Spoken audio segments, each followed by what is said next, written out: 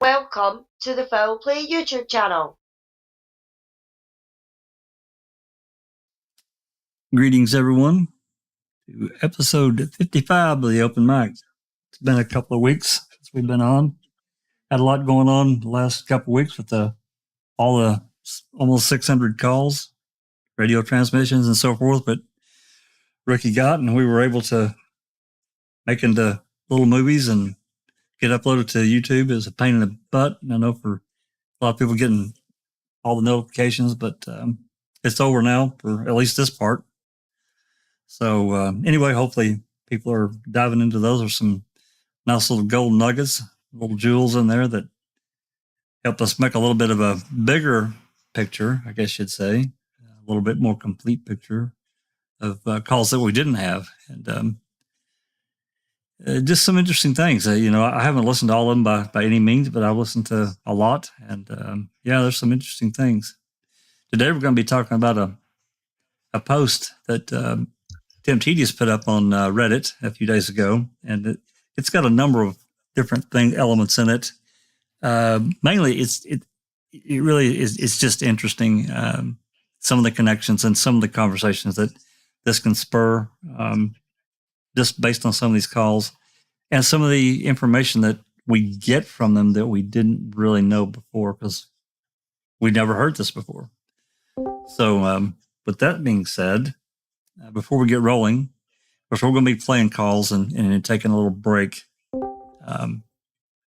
but between each one and discussing these and looking at this particular Reddit post, we'll get everybody to say hello to everyone out there and that kind of thing. So Alice is probably first when I get over to that screen. Alice? Hi everyone in chat, thanks for joining us tonight. Hi everyone on panel. Yours. Good day, everyone. Nice to be here. Good to see you all in chat, and hope we have a good one. And Jinx made it. Yay, macaroni and cheese done. I'm still eating, though, so... Hey, everyone. Hi, peoples. Good to see you. Nosy. Hello, everyone. How's it going? Thanks for coming. Sunshine Christina just made it home. Sunshine. Hi, everyone. Thanks for coming today. This is going to be a great discussion. Dr. Silkman. Good morning, everyone. Great to be here. Awesome. Okay. Get over here to this post and we'll start talking about this.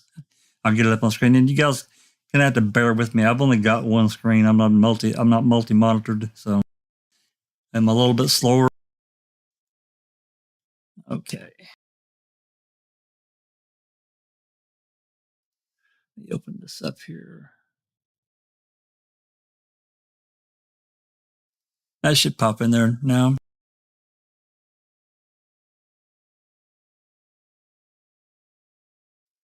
So this topic it's multifaceted. There's a lot to it, and we're going to cover a lot of it. I'm not going to say we're going to cover 100% of it. We're going to cover a lot of it, but basically, I'll just read it out here. Newly released MTSO dispatch calls reveals 1, the AG office called MTSO on November 5 in a panic about Teresa, and we've got that call, and 2. Even more alleged sightings of Teresa off Avery salvage yard than previously known.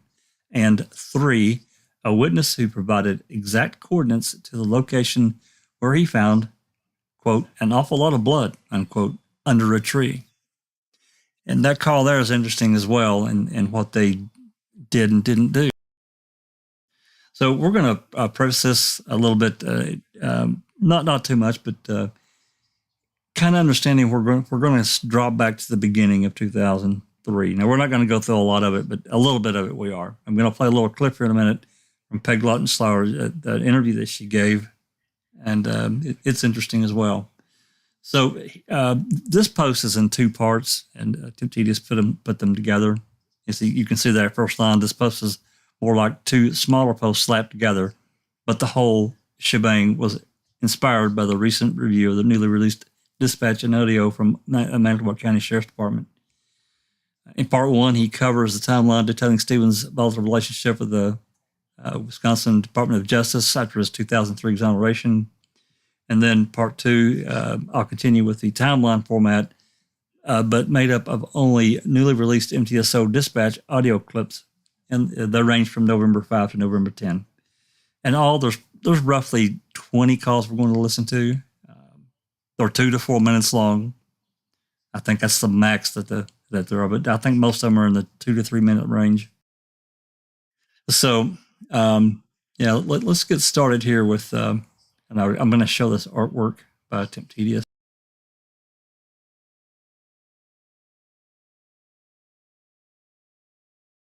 He does such a great job. That artwork, I love it. I can't do that kind of stuff. Maybe if I practiced more, I could. But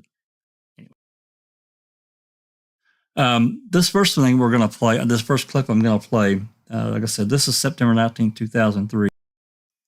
And apparently, obviously, this is right after Avery was released. He was exonerated. And so it's interesting what she has to say in this clip. Now, I personally, apparently everyone under the sun except me has seen this. I had never seen this clip for some reason. I don't know how I missed it, but I did. Anyway, it's a longer clip that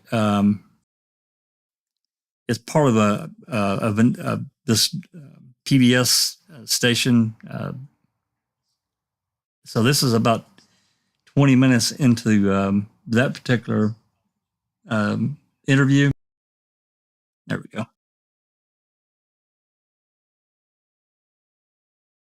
So I'm going to play this. Anyone that's in Discord is probably going to have to unmute.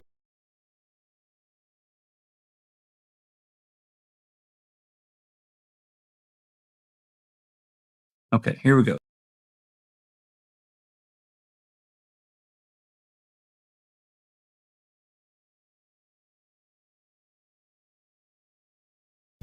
Back now to the Stephen Avery case. A DNA test proved his innocence and set him free.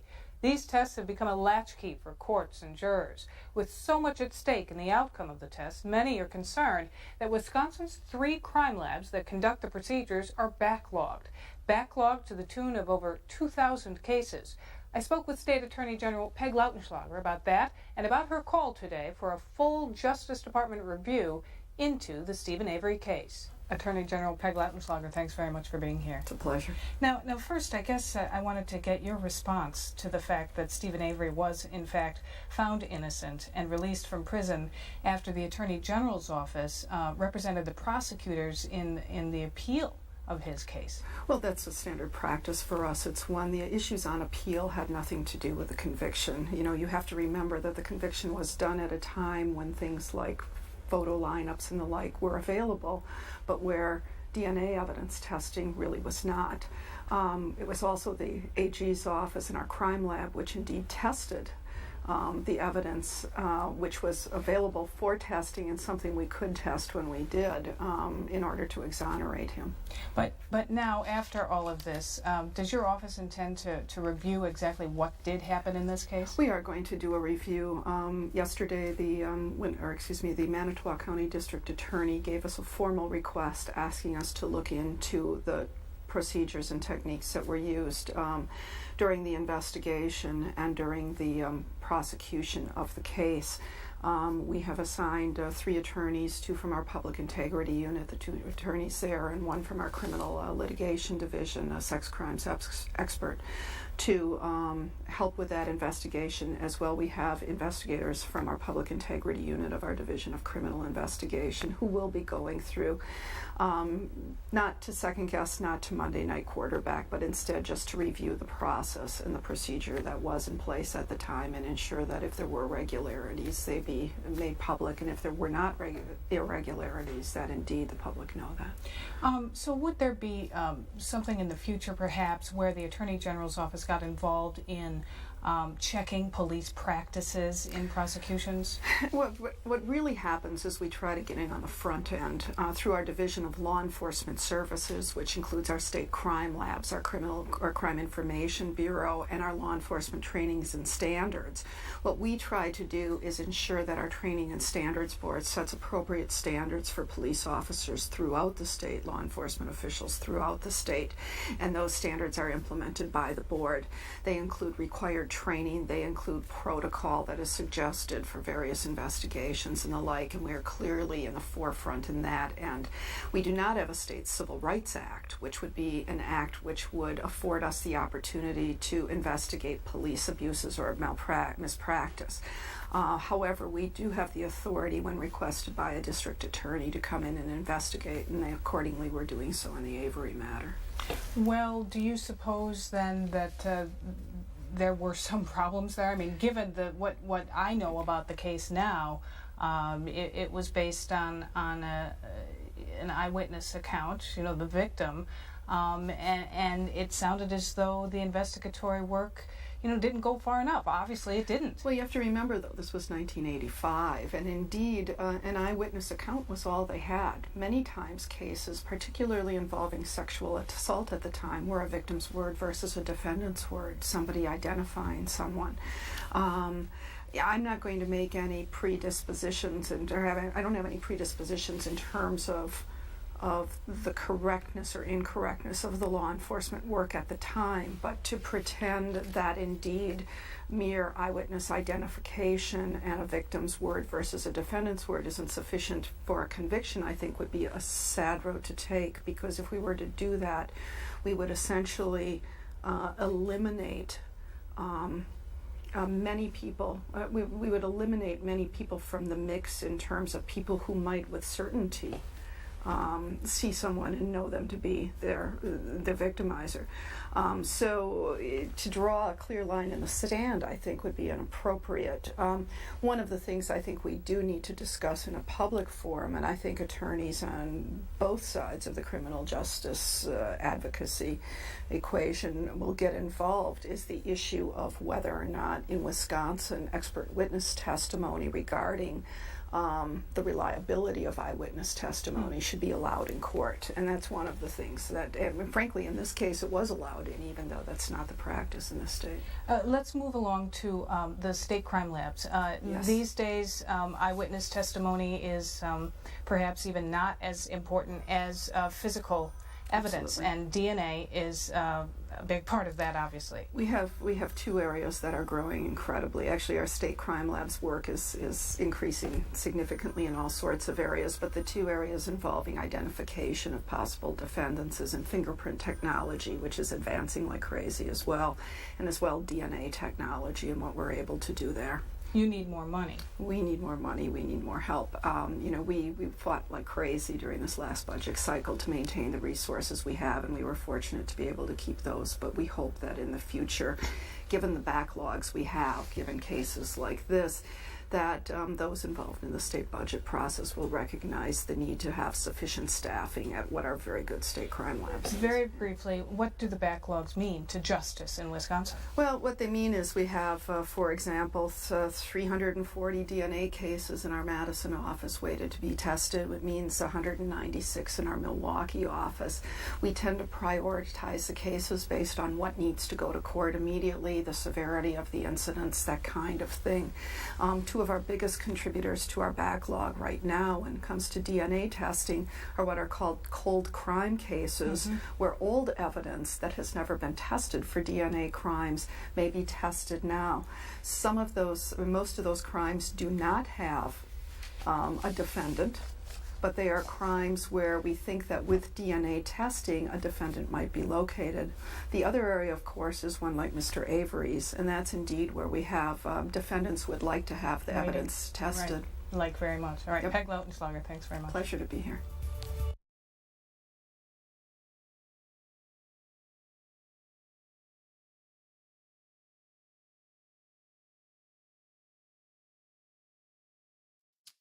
That was a lot to unpack there. A lot.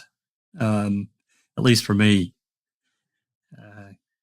let's get back over here to the topic, and because Temptedious said some things about it, because she relayed a lot of information in the beginning. She really kind of she was I thought pretty defensive. Hold on just a second here.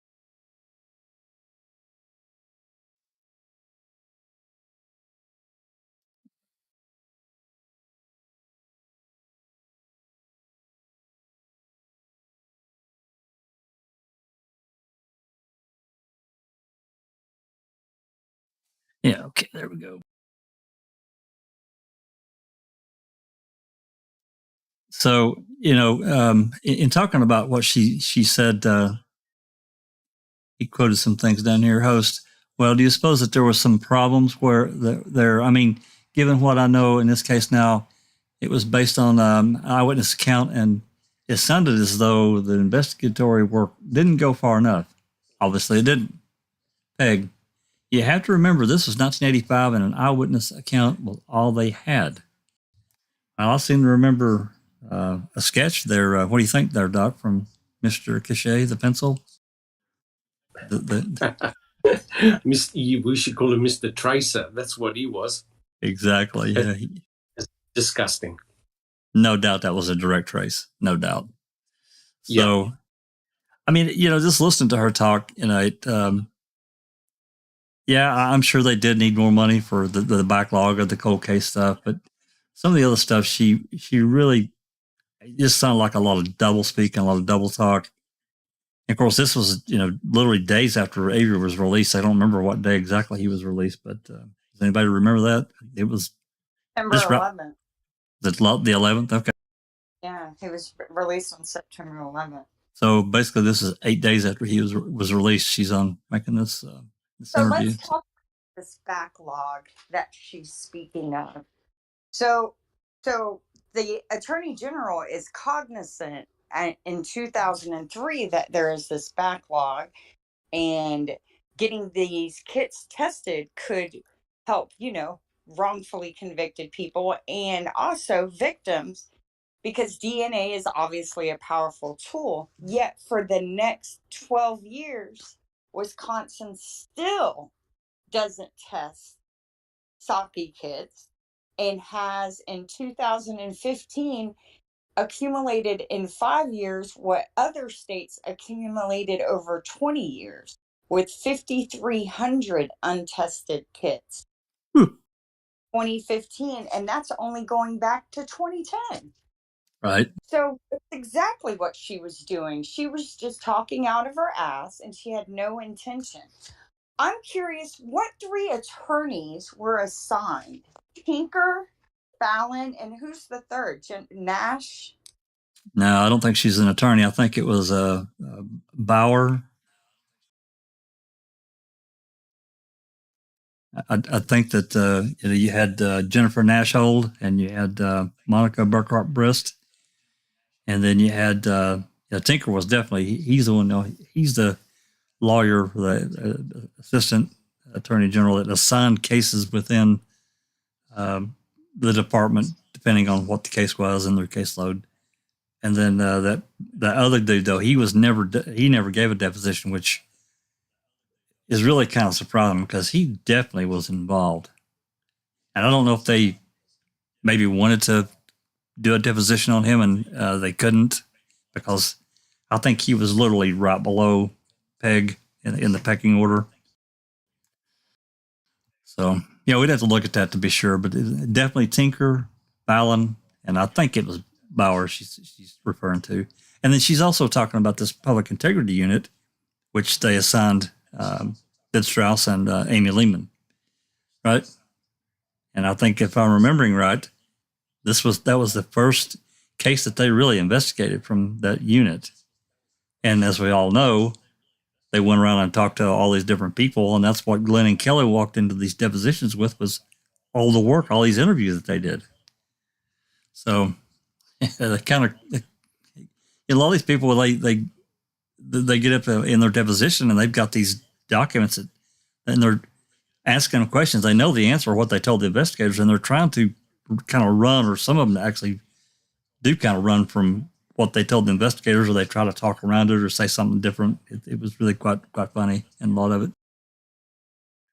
So, before we get too far along, I do want to pull up here and say hello to everyone in chat, Jazz and Andy, and I see Bethany, TTM Fangirl. There's the Gov. Hey, Sean. How you doing, man? Who else? There's Angie Dickinson. Hello. Thanks for coming. There's Crockett and Colette. Appreciate you all dropping by. Dark Side. Where would we be without our Dark Side? We really appreciate her coming along and help mod and do her thing. Watch for these porn bots that we get seem to be cropping up more and more. So I'm trying to find everyone that's here. If I missed you, I apologize. I can only kind of see what's when somebody types in chat. So that's pretty much all I see. Appreciate everyone dropping by. Really do. So, anyone have anything to add about Peg's interview? I just wanted to play it because it's really part of this beginning part when Avery got out. And, we talk a lot about her, but we don't really see too much. And I thought that would be an interesting little clip to play, especially since I'd never seen it before. He did mention something. It was allowed, even though it's not practice in this state. So something, I didn't quite catch what she said was allowed. But that hasn't changed either. They allow them to do all kinds of stuff without the practice in the state. She also mentioned protocols and all that stuff, and we all know that the Avery case had no protocols. They actually denied protocol for his conviction.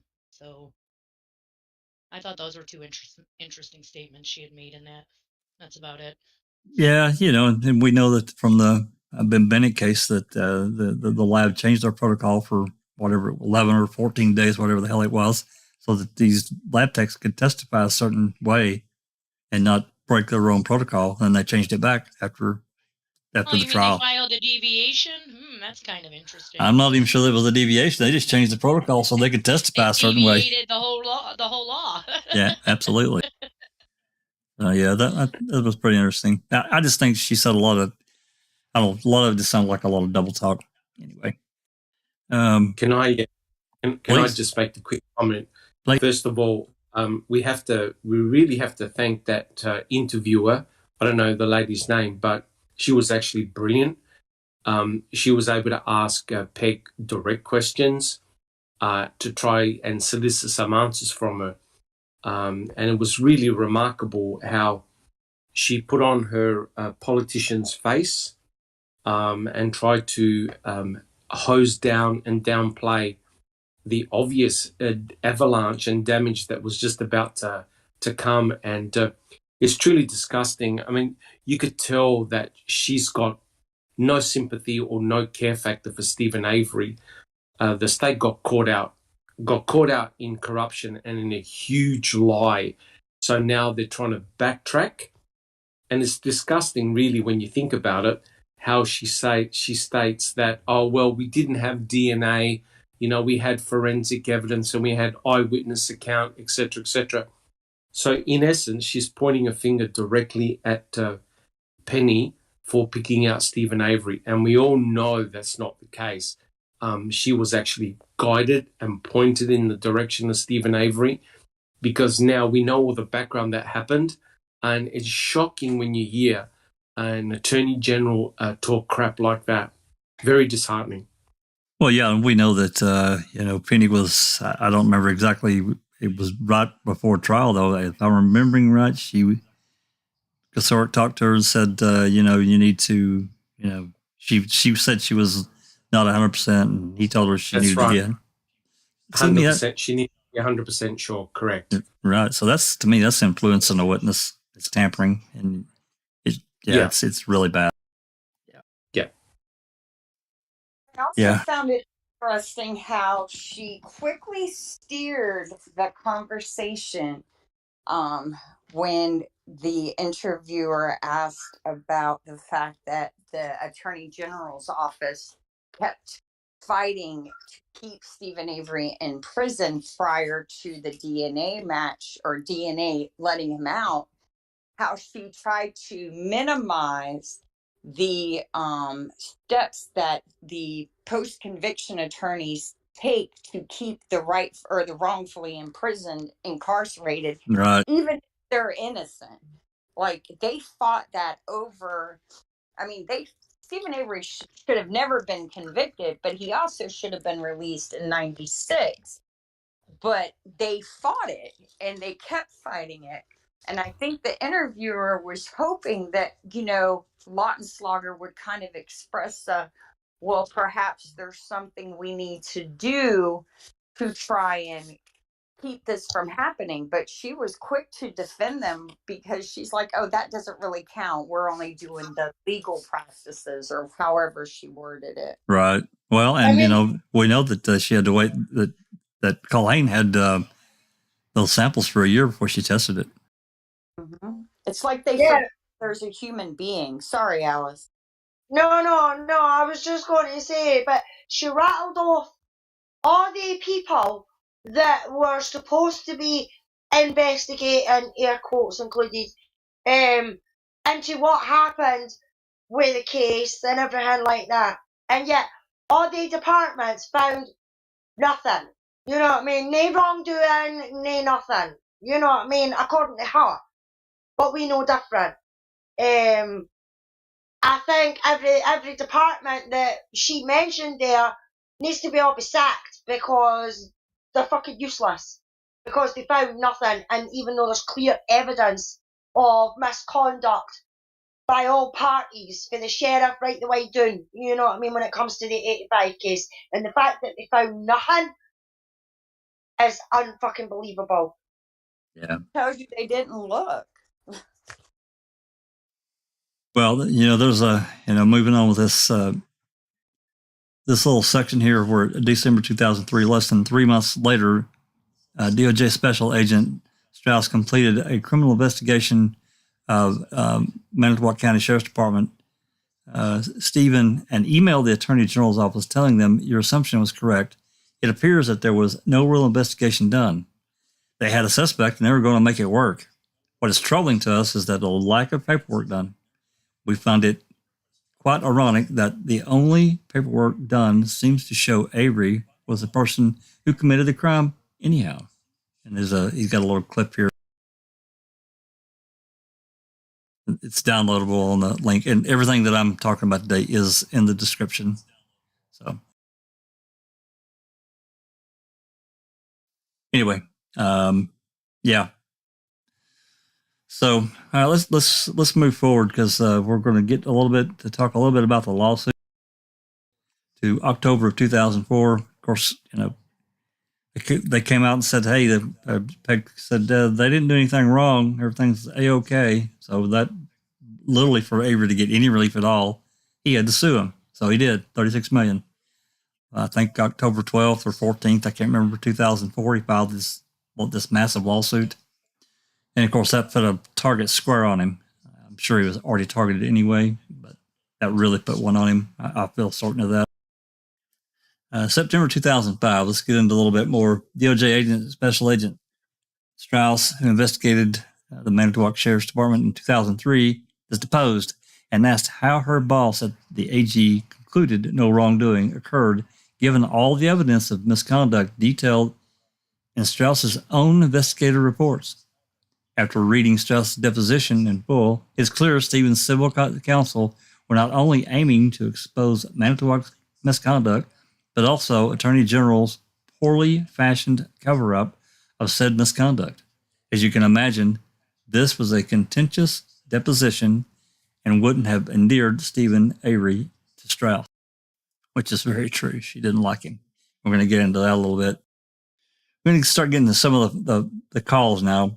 You're kind of going to have to bear with me. I kind of got to do these one at a time, and it'll take me a few seconds as we load them to get the link and get it in. So I don't have like 50 separate tabs open in my browser, because it'd probably crash my computer.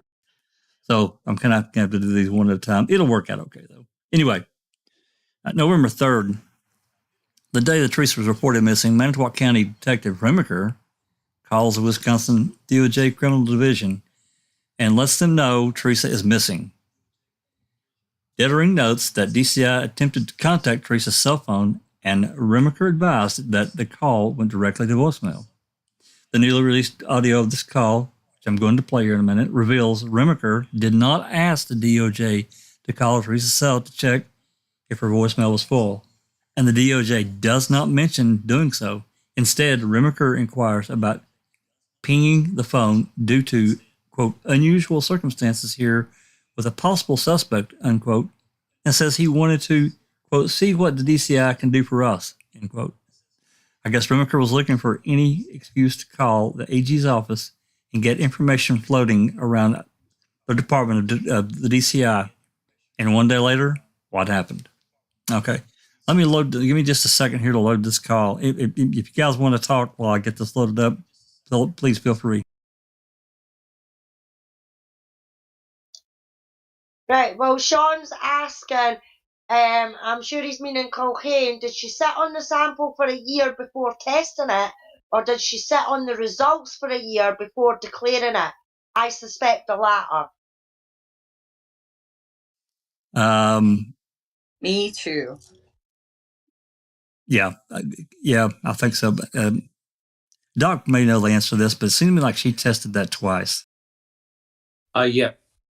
So, which is rather funny because that's what Peg was talking about, the fact that there was such a huge backlog in the Wisconsin State Crime Laboratories. So I would dare say, because this was such an important case, I would dare say that Colquhoun had actually tested it and obtained the result, spoke to her bosses, and just sat on the result for a year, because there's no doubt that the MTSO and all the governing bodies will had to get prepared for the damage that was going to take place. And it's correct. Colquhoun did the test twice. She had to reconfirm it. Correct. So hopefully that. Any other questions before we play this little clip here? We good? Okay. Remember this. Sorry, Jack. Sean says, thank you, Doc. Why, when you have been caught on the wrong foot, would you hand the keys to the state to the opposition? You would look for a way out before delivering the bad news or good news. Well, the reality is the state would have looked really good if all they had to do was say, I'm sorry, we're wrong, we apologize, we're going to accept the consequences, right? People would have understood, well, sort of, except the way they turned on Stephen, the way they put the shutters up, goes to show that they were digging in deep and they were never going to apologize to Stephen. And we can see the way it played out. It's truly, truly shocking. Yeah. Okay. This is Remicker on November 3rd. If anyone has any trouble reading these times, they're in military time, and this is the way that we got the call. So this is 2015-18 through 20, or 2015-18 through 2017. So this is 8:15 at night, 8:17. This call is roughly 3 minutes long. So anyone here in Discord is going to have to unmute. So here we go. Let's listen to this.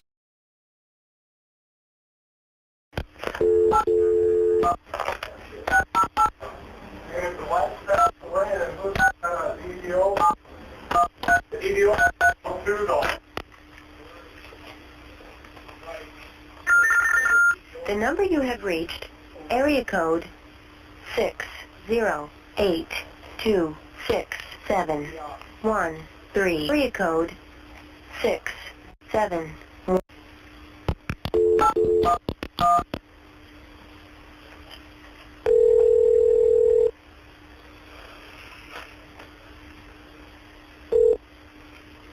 Department of Justice Answering Service, Bruce. Hey, this is Detective Dave Remicker from the Sheriff's Department in Manitowoc. We've got a missing female adult, and what I was checking on to see if DCI, I know when I went to death school, they had some technology where they could ping cell phones.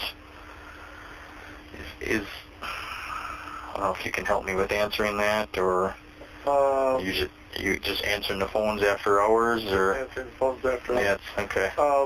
If you need something handled tonight, I can try and get a hold of an on-call person. And okay. Do you know if they've got that technology yet, or? I have no idea. Okay. But let's see. You said this is Manitowoc? Yeah. County? Yeah. And otherwise, trying to locate the cell phone of a missing person, or? Yeah, we went when I went to death school. They had a presentation where some guys came in with some high-tech equipment, and they had the ability to ping a cell phone on in an attempt to locate where a person was. Uh-huh. And we've got kind of an unusual circumstance here with a possible suspect, and I thought I'd give it a shot and see what DCI can do for us. Okay, what's your name? Dave. Dave. Remicker, Remiker, detective. Okay, that's what Connie. Call back number. I'll give you my cell, 920. 323 1929. 1929. Yep. Okay, I'll see what I can do. Okay, I appreciate it. Thank you. Bye.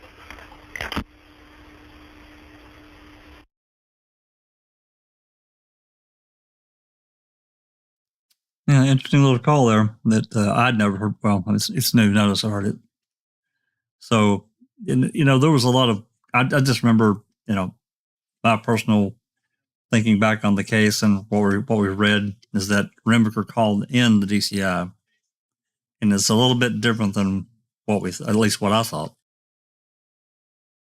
So, comments? Well, we'd know more if the MPSO wrote more reports. Yeah, no doubt. Especially Jacobs. God, that guy made, I don't know how many calls that guy made. Oh my God. I don't know how many guys have listened to a lot of these calls, but Jacobs is all over the phone. Oh my God.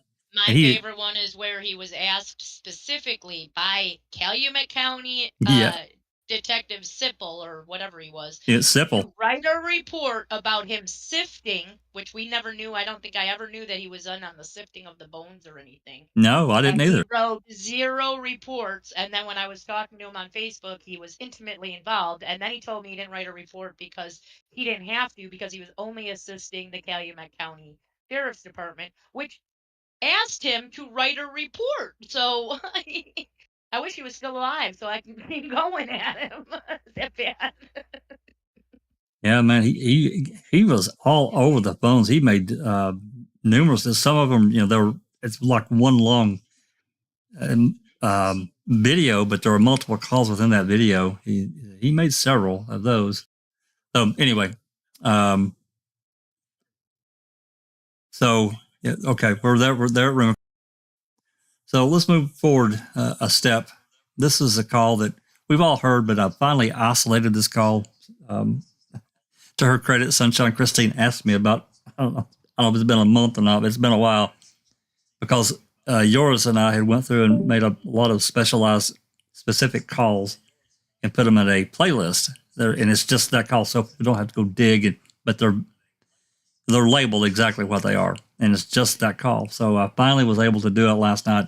I made a video of this call of Deb Strauss, so I'm going to play that one next. I think. And I made a comment actually in this post with Deb Strauss making the comment that she did. To me, everything that she touched is tainted. Everything. We'll talk about that a little bit more here. Let me grab this link. Deb Strauss.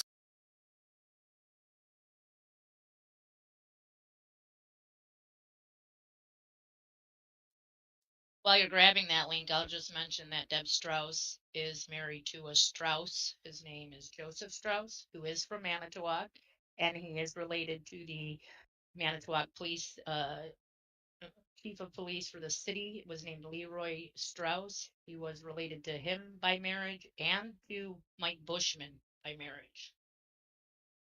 Thought I'd mention that. Interesting.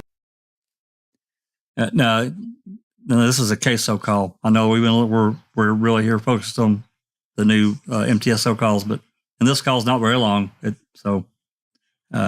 it's part of the post. So let's listen to it. Calumet County Sheriff's Department. Yes, my name is Deb Strauss. I'm a special agent with the Division of Criminal Investigation. Mm-hmm. And the only reason I'm calling is I've done some past investigations on Stephen Avery. Mm-hmm. And I'm watching the news and I'm seeing his name come up. Mm-hmm. And I'm wondering if there's anything I can offer to help you guys. How do you spell your last name, Deb? It's S as in Sam, Trauss. And I'm a special agent with DCI mm-hmm. out of our Appleton office. And the other thing, and I don't even know if this is within my realm of authority to even offer, but I'm not a big fan of Steve Avery. If there's even something technical assist that our agency has that would benefit you guys. Well, right now, everybody is gone. Okay. I can put you through to Investigator Wiegert's phone. He will be coming in tomorrow. If you want to leave your name and where you're from and your phone number, okay, and a short message, then if he needs you, he could call you back tomorrow. That sounds fine. Okay. I just need to, in good conscience, at least pick up the phone and make the call. Okay, just right. 1 second. Thanks. Mm-hmm.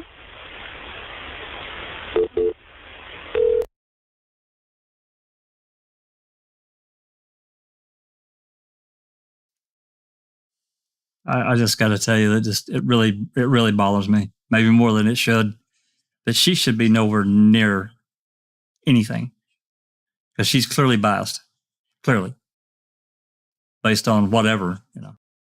I'm not a big fan of Stephen Avery. Then okay, you don't really need to be here.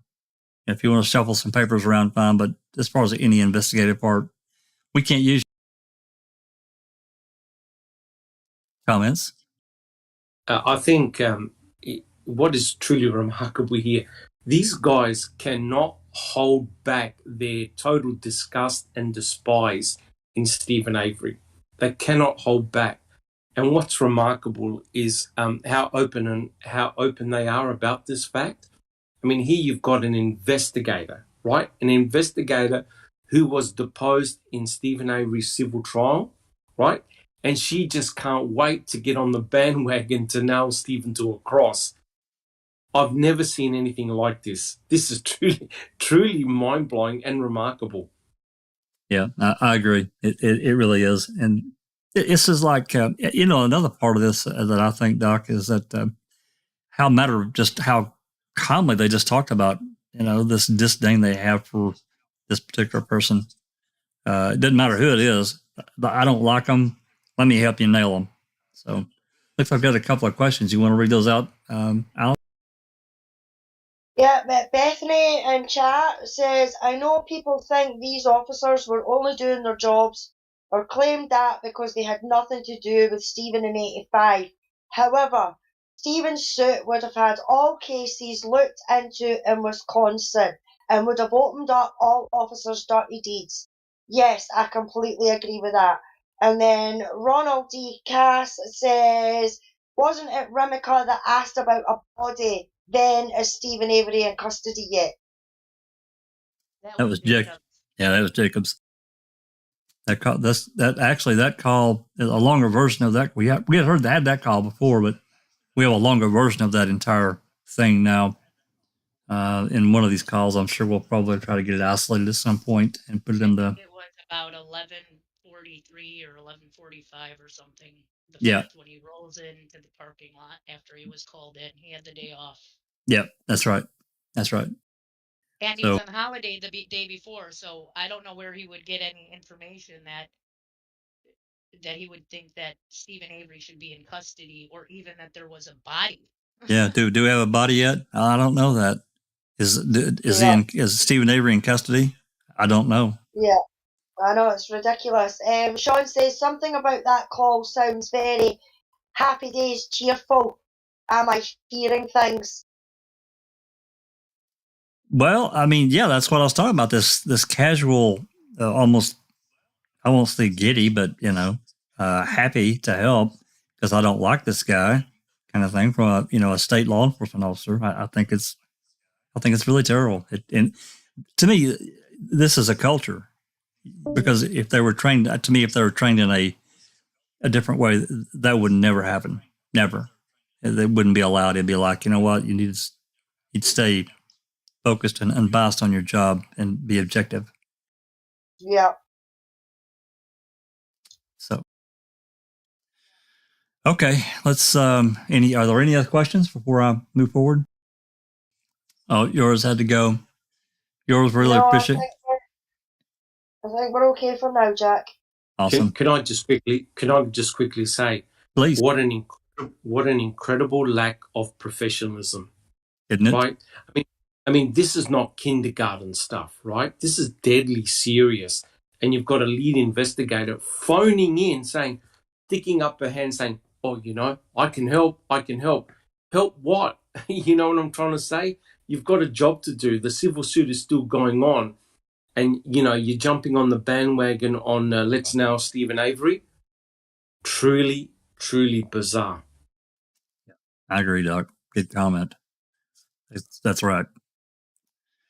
Okay, so this next part, we're moving on to November 5, another new call. At or around 11:30 a.m. on November 5, Pagel officially requests the assistance of the DCI. Fassbender shows up along with Strauss, who wasn't a fan of Stephen Avery. At or around 2:12 p.m. on November 5, we hear the following conversation from two officers in a new dispatch audio. Quote, "And the other person of interest now is Bobby Dassey," unquote. To which someone replies, quote, "Yeah, they were talking about that in the tents." I'm going to play that call here in a minute. And then there's another one. I think I got that. Yeah, I have this other one too, because it's this Freymiller AAG that's going kind of berserk, and we're going to talk about that one. So let me cue this other one up here, where they're talking about Bobby. And look, we're not accusing Bobby of anything. We're just playing the call. So I want to make that clear. Give me just a second.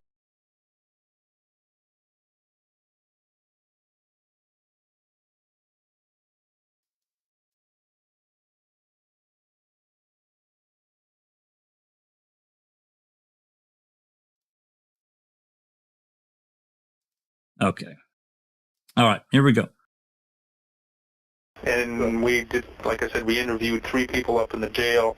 Didn't get a whole lot, but we got some information. Steve is up with Chuck and Dolores at the cabin they're building up in Marinette County. I gave that all to. Talking to them already. Good. I gave that. I gave that the link. I told Jim you should probably jump on that right away and do something there. And the other person of interest now is this Bobby Dassey. Yeah, that they were talking about in the tent. So. Yeah, and I gave him phone numbers on that. There's 4 boys that actually live at that Dassey residence. Okay. Which is the blue one. Yeah, we're gonna. Yeah, that Cal County's gonna. Okay. John. All right. I'll be in 6-1 once he gets in with it. So I'm going to get out of the office before I lose it. Serious. Okay. Bye. Bye.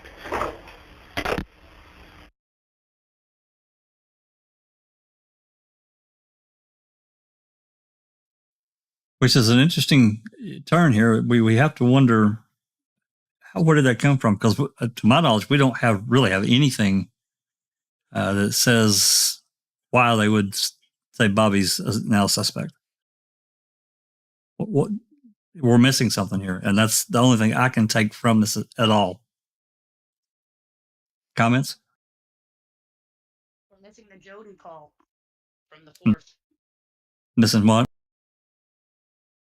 The Jody call from the 4th when she's like, there's also another thing about Jody, like the supervisor calls into the department and talks about how he wants to talk about Bobby this, Bobby that. So, and we have the call on the 4th, which was a Jody and Stephen jail call. I think that's missing still. So we don't know what was going on the 4th. So Bobby was a suspect on the 5th, and that I believe has to do with all of those calls we cannot hear.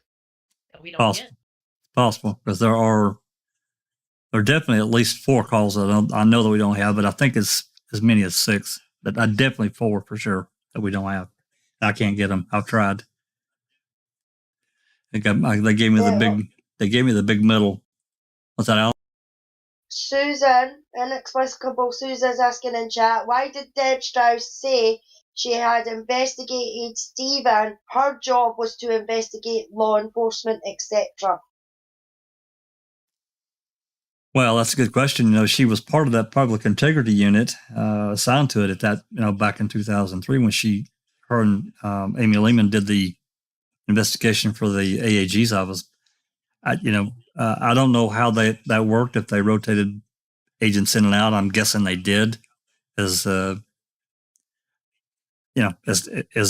caseload and various things. I'm not exactly sure how that worked, the mechanics of it. So my guess is that she wasn't in the integrity unit anymore.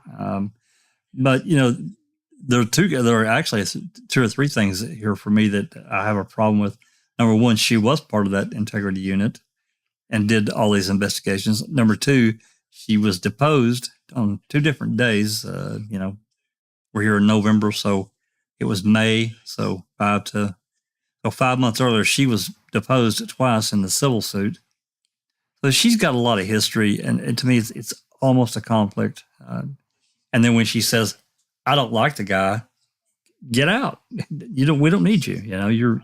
You take a chance. To me, a prosecutor or a department takes a chance when they have an officer that has already made a decision, something bad about this person that they're investigating or around this case. That's just me. Comments, questions before I move to the next call? I don't know what to make out of this other than what Jinx said. We're missing something. Alice? Yep. There's a couple of questions in chat. Ronald D asked, did Skelinski interview Brendan November 10th, 05? And then we've got Graham who is asking, on the 5th, is this after the paperman rings the police?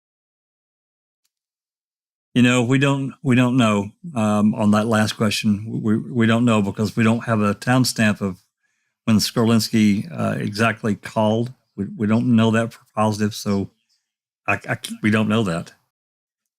And then Brendan I don't think Brendan was talked to about Skelinski on the 10th. If I remember, memory serves, O'Neill and Baldwin interviewed Brendan on the 6th or the 7th. On the 6th. 6th. At Crivet. But yep. As fate would have it, Skelinski was there as well because Skelinski is the one that tapped on the window and got O'Neill out and spoke to O'Neill about the bus driver. And then O'Neill came back in and really started hammering into Brendan. So Skelinski was definitely there. Correct. There you go.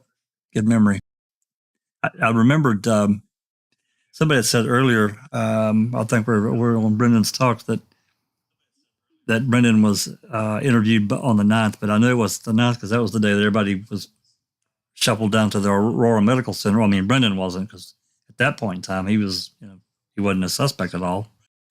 But everybody else was getting shuffled down to there to get their DNA and their fingerprints and all that kind of stuff. So, okay. Any other questions, comments before we move forward to this next call, which is the AAG? Freeman, we're calling in kind of a panic. This is an interesting. We're all good. Okay. This is an interesting call. Get it plugged in here.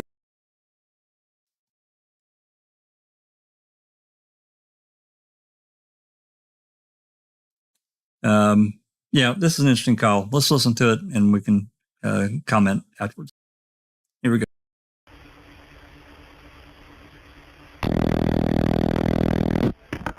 Manitowoc County Sheriff Department. Hi, my name is Gary Freiberg. I'm with the Attorney General's office in Manitowoc. Say, I got a call from Kim Skelinski, who is a long story. Bottom line, I'd like Mark Rohrer, the DA's phone number, home phone number, for cell phone or whatever you can give me. I can't actually give you that. Well, can you call him and ask him to call me? That I can do. That I don't have a problem. Your name again? It's Freiberg, F-R-E-Y-B-E-R-G, This is concerning the missing woman. Okay, and your first... Stuff that they're trying to get done right now. Okay, and your first name? Gary, G-A-R-Y. And you're with? Attorney General's office in Madison. Okay. And your callback number, Gary? 608 442 Okay. 8654. Okay. I'd appreciate a call right away. I will get a hold of them as soon as I can. Thank you very much. Bye now. Bye-bye.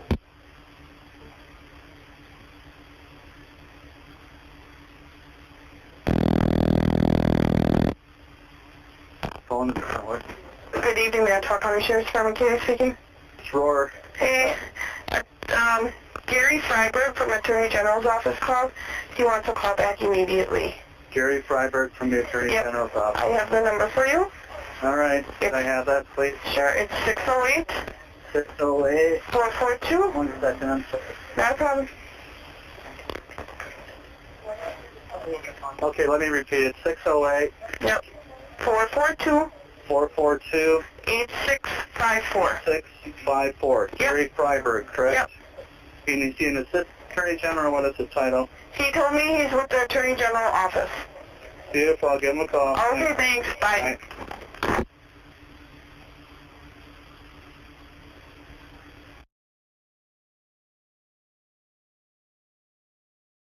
I got to tell you, that's really interesting to me. Of course, we don't get to hear the actual call of what was said, but to me, this has got all kinds of problems written all over it. Number one, they're in the midst of a civil suit with clearly the number one suspect. Why is an assistant attorney general calling the sheriff's department that's investigating? Got to talk to the DA right now. We're missing something here. What was said? And I can go off in 14 different little rabbit holes. I'm not going to do it, but go ahead. Oh, what doesn't make any sense is why didn't the guy just simply call Rohrer in the first place? He didn't have his number. What? He wasn't in the office, and he wanted his home or cell number, and he didn't have his. That's right. Yeah, but hold on. The guy that actually rang, right? Is he part of the Attorney General's office? Yes, he is an assistant attorney general. And you trying to tell me that he didn't have the cell phone number of Mark Rohrer? That's what he's saying. Don't you find that rather strange? It's that because of the lawsuits. I don't know. Yeah, it seems rather bizarre, actually. It does. You would think that they wouldn't have a pretty direct connection to all their DAs in the state. I don't know. Oh God, yeah, absolutely. Oh God, yeah. It looks like Sunshine's back. Welcome back, Sunshine. Oh, thank you. This call bothers me. Before you get started, I want to say hello to Sean. Welcome to the chat. Thanks for coming. Really appreciate it, man. Go ahead, Sunshine. So I did a little bit of digging, not much at all. I've been really busy this week, but this call just bugs me on so many levels because you can hear the intensity in Freiberg's voice, right? Whatever he needed to speak with Rohrer about was a urgent stat matter, like life or death type thing. Definitely not a we can deal with it on Monday. That's what it sounded like to me, Sunshine. Yep. And I find it very interesting that the operator or the dispatcher was not in any way moved by the fact that she was talking to the AG's office.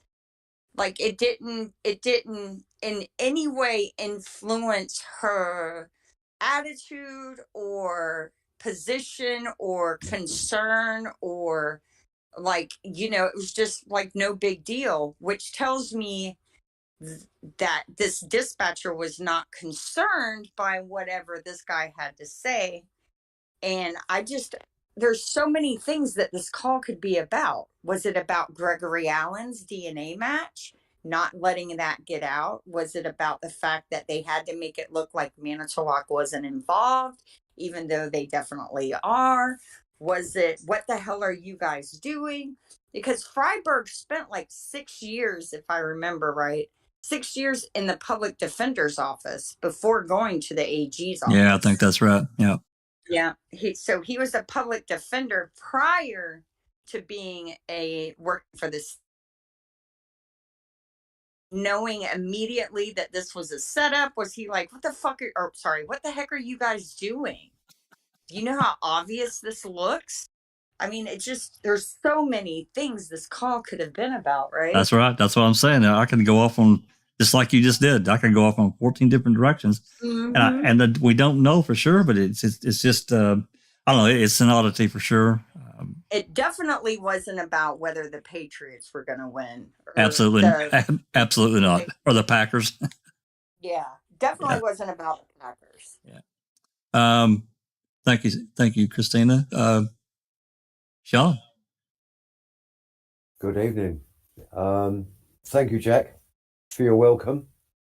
Really appreciate it. Absolutely. Alex, Jinx, Nosy, Sunshine, and of course the Doc, without whom none of this would happen. Okay, so my thoughts.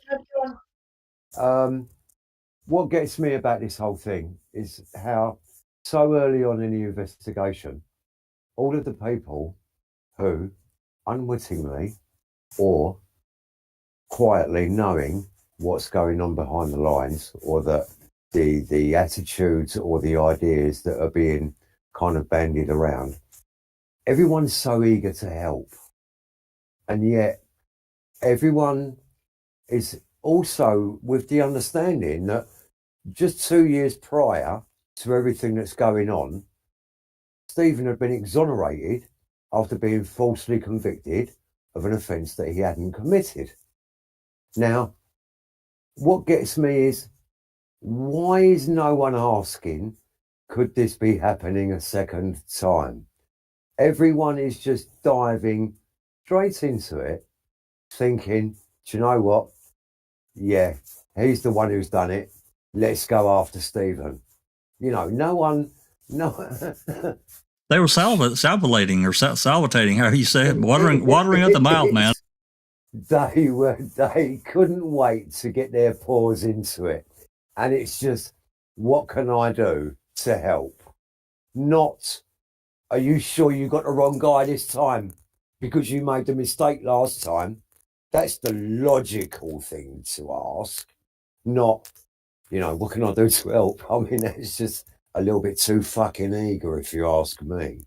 So what that suggests to me is that somewhere along the line, before Teresa ever went missing, is that there was some kind of culture, even if it was kind of unspoken, within certain circles, that Stephen was still the bad guy. Now, why is it that there isn't anybody amongst everyone who is involved in it? And, you know, even people who weren't involved in it, the general public, critics, observers, kind of commentators of the day, no one is coming out. No one is coming out and saying, are we sure we got the right guy this time? Because we got it wrong last time. And no one wants to make no one wants to be known as being the guy who made the mistake twice in a row, are they? You know, everyone just feeds into it, and it's just it's not right. It's just it stinks. I just wonder, I just wonder, Sean, and Jinx, I'm sorry, I don't mean to cut you off at all. But just a question. I just wonder if if there were those that were in the department, not only, you know, Manitowoc and Calumet, that were quietly talking amongst themselves like, what the hell's going on, and questioned it, but, you know, they just kept their mouth shut. Right. So what that would do, right, which feeds into kind of my belief that there was always this attitude or idea, if you like, the Stephen Avery had to be dealt with in a negative way, regardless. Sooner or later he's going to trip up or whatever. It didn't matter that he'd been exonerated, and that at that point of exoneration, he is still only a minor or a low-level criminal. You know, he's not. He's an animal abuser. He's a burglar. He's an idiot at worst, but he's certainly no killer. And yet, all of a sudden, everyone's so quick to jump on this bandwagon that because he'd served a little bit of jail time, didn't matter that he didn't kill anybody while he was serving his jail time. Everyone believed when Teresa went missing that Stephen was the guy who was the cause of it and that Teresa was dead, which would make Stephen a killer. So how does Stephen go from being an innocent man to a man who's about to receive a record payout in one of the highest profile cases America has ever seen, to kind of throwing all of that glory away for the sake of shagging a 2-bit photographer from Wisconsin? It just doesn't make any fucking sense whatsoever.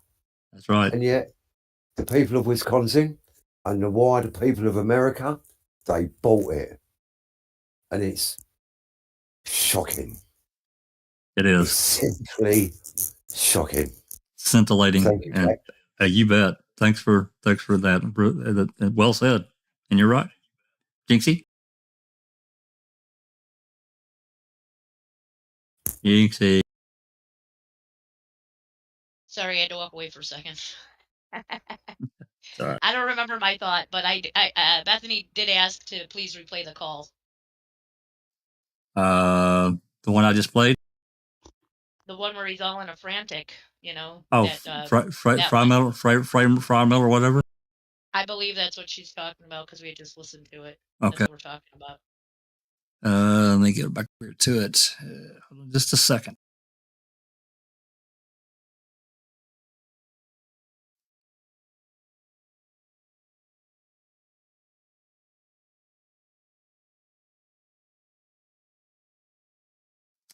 Okay. Hi, Linda. Hey, Linda. You sneaked in. Yeah, hi Linda. Ronald had a question a wee while ago. He says, I was told there was a DCI report with an interview of Brendan by Skelinski.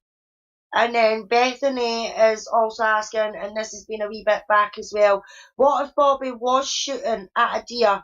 Deer ran out on 147, bullet went through Teresa's windshield. There wasn't no broken windshield.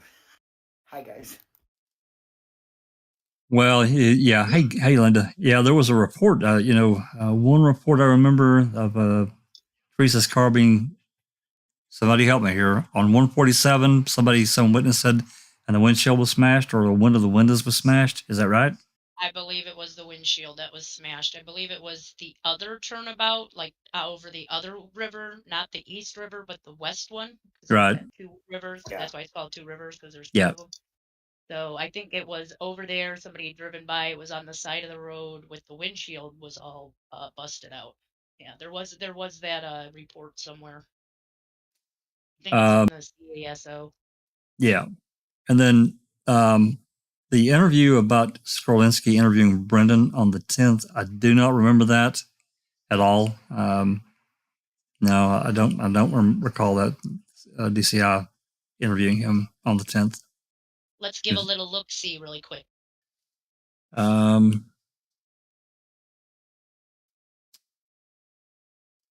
Well, I can. Well, you know what? I'm going to play this call. Do you have the DCI reports handy? There is a DCI report for Brendan Dassey and on the 10th from Kim Skelinski, and it is on the DCI Airtable that yours and Rookie put together. So you can, I can't link it here. You guys, I can. I'll do it in this little chat here. Yeah, if you put it in the chat, I can. There. Yeah, if you let me put the actual report in there. Actually. Can I open that? How do I open it, though? I don't know how to open it. I don't know how to make it go off this page for the... Which report is it? It's dated 11/13, but it's an interview that they had with Brendan Dassey on 11/10/2005. It's a report number 33, 1776-33. Okay, let me close this off here just a second. Close that. You open up another window here. I should be able to find it relatively quick. I did. Yep. Okay.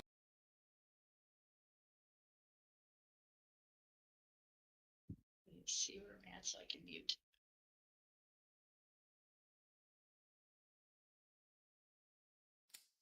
Okay, DCI report. I'm digging. I'm getting there.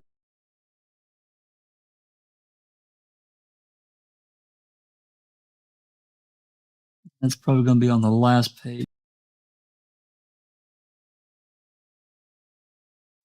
Okay. Hi, Anthony D. Welcome to chat. He says, I remember someone saying they saw bullet holes in the RAV4. You know, there are some spots that are taped that we don't know what they are. I know there's one back on the left back post beside the back window at the cargo door. Something's taped there. Don't know what it is. There was one on the handle in the front, if I remember right, too. Somewhere over by her front door, the driver's door. There was That's right. Something seen that looked like a bullet as well. Yeah. Okay. Here's the DCI report.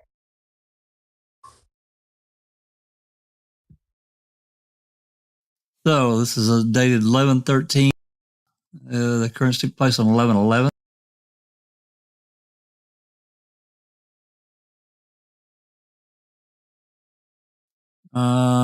That's the wrong one. That one says Charles. Oh, so it's not. That one's Chuck. You're one off or something. Oh, the hell! I pulled up 34. What's wrong with me? 34. Yeah, you need 33. Well, if I could see 33, there it is. Okay. Yeah. Report date. Yeah. Current date 11/10. Approximately at Thursday, November 10, 2005, approximately 12:05. Kim Skelinski and investigator Todd Baldwin of the Marinette County Sheriff's Department interviewed Brendan Dassey outside his grandfather's residence. Regarding this investigation, this was a follow-up interview with Dassey. While this interview was being conducted, Special Agent Kyra M. Shelbourne and Corrections Officer Mike Hopt of the Marinette County Sheriff's Department were obtaining buckles, swabs of fingerprints, and palm prints of Dassey's grandfather, Alan Avery, outside his residence pursuant to the search warrant. Blow that up a little bit. Skelinski asked Dassey if he remembered Skelinski and Investigator Baldwin from Sunday, November 6th, and he said yes. Skelinski said he had a few more questions for Dassey regarding the disappearance of Teresa Hall. Dassey was asked when was the last time his family had a fire in the fire ring behind his mother's Barb Yonda's residence at the Avery Auto Salvage property in Manitowoc County. Dassey said it was probably at his brother Bobby's graduation party. Dassey was asked if that was a high school graduation party in the spring of 2005, and he said yes. Dassey was asked when was the last time his uncle, Stephen Avery, had a fire in the pit behind the residence, or more specifically behind the garage. Dassey said it was either last Tuesday night, November 1st, 2005, or Wednesday night, November 2nd, but he thinks it was Wednesday night. Dassey said he was hoping to have a fire with Stephen on Monday night, October 31st, but his mom got in a fight with Stephen on Saturday, October 29th, and told him that he cannot have a fire with Stephen on Monday. Dassey said this fight was because his mom did not want Stephen to waste $40 of placing an ad in the Auto Trader magazine for her van. Dassey was asked what type of materials he and Stephen burned in the fire pit on Wednesday night, and he said branches and other wood that they collected from the yard. He said they also burnt some garbage, fuel, tires, an old car seat. Dassey said that he and Stephen drove his mom's golf cart around picking up these branches and wood and tires and car seat. He estimated they burned about 5 old tires in the fire. Dassey said the car seat was maroon in color and had been sitting next to his mother's garage for about 2 weeks before Stephen decided to burn it. He said he had helped Stephen put the car seat into the fire after they had the fire going for a while. Dassey thought that they were going to use the car seat in the van that his mom was trying to sell, but for some reason they did not do that. Dassey asked how Stephen contacted him to have a fire. He said Stephen called him on his mom's home telephone sometime after supper. Dassey thought that this may have been around 8 p.m. He said Stephen said something like, "Why don't you come over to the outside and help me with the fire?" Dassey said he went outside, which was about 5 to 10 minutes after Stephen called him. Stephen had already piled some branches and garbage on the fire and just lit it. He observed the 2 plastic bags already in the fire starting to burn. Dassey was asked what was in the garbage bags, and he said it looked like regular garbage. Dassey was asked if Stephen had a fire on Monday, October 31st, and he said he did not see a fire on Monday. Dassey was asked if Stephen had a fire Tuesday, November 1st, and that he said that he could not have been that night he and Stephen had a fire. He thought it was on Wednesday, November 2nd. Dassey did go to school every day last week and said if Stephen had a fire during the day, he would not know about it. Dassey was asked if he noticed any strange odor coming from the fire pit and when he and Stephen were burning. He said no. He was asked if after the fire Stephen dug through the ashes or smashed any items that had not burned, and he said he did not see that. Dassey did say that Stephen took some wire out of the fire and told Dassey to put it in the tan car over by the old garage near the shop. Dassey said the length of the wire was long, thought it was about 20 feet. Dassey was asked how long he and Stephen outside were burning a fire Wednesday night, and he said probably 1.5 to 2 hours. Dassey thought they both left the fire at the same time to go into their residences. He said that was the only fire he was aware of that Stephen had last week. Dassey was asked if he had ever gone back inside Stephen's garage since Monday night, October 31st, 2005, when he helped push the gray Suzuki into Stephen's garage. He said no. Dassey was asked to recall events of Monday, October 31st, 2005, when he and his brother Blaine got off the school bus and were walking towards their residence. He said he and Blaine were walking to the residence, which was right next to Stephen's residence. He observed Stephen and Halbach talking outside Halbach's vehicle. He said they got closer. He and Blaine commented to each other that must be the woman who was here from Auto Trader magazine to take a photo of their mom's van. Dassey said he and Blaine got closer to the residence. He observed Stephen walk towards his residence and observed Halbach get into her vehicle. He did not see her drive away. Dassey knew that about the Auto Trader photographer because a few days before, his mom told him that she was coming to take photos of the baby. Dassey said he and Blaine had then walked into their house and that their brother Bobby was not home at the time. Dassey said Stephen never came over to the residence the rest of the day, but Stephen did call him on the telephone asking him to help him push the gray Suzuki into the garage. Dassey was asked why his brother Blaine did not help him, and Stephen pushed the Suzuki, and he said right after Stephen called him, Blaine called one of his friends, Jason Cresco, so he was on the phone with Cresco when he and Stephen were pushing the Suzuki.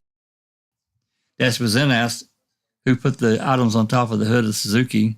He said he did not know because he did not do that. Dassey said after he pushed the Suzuki into Stephen's garage, he went back home.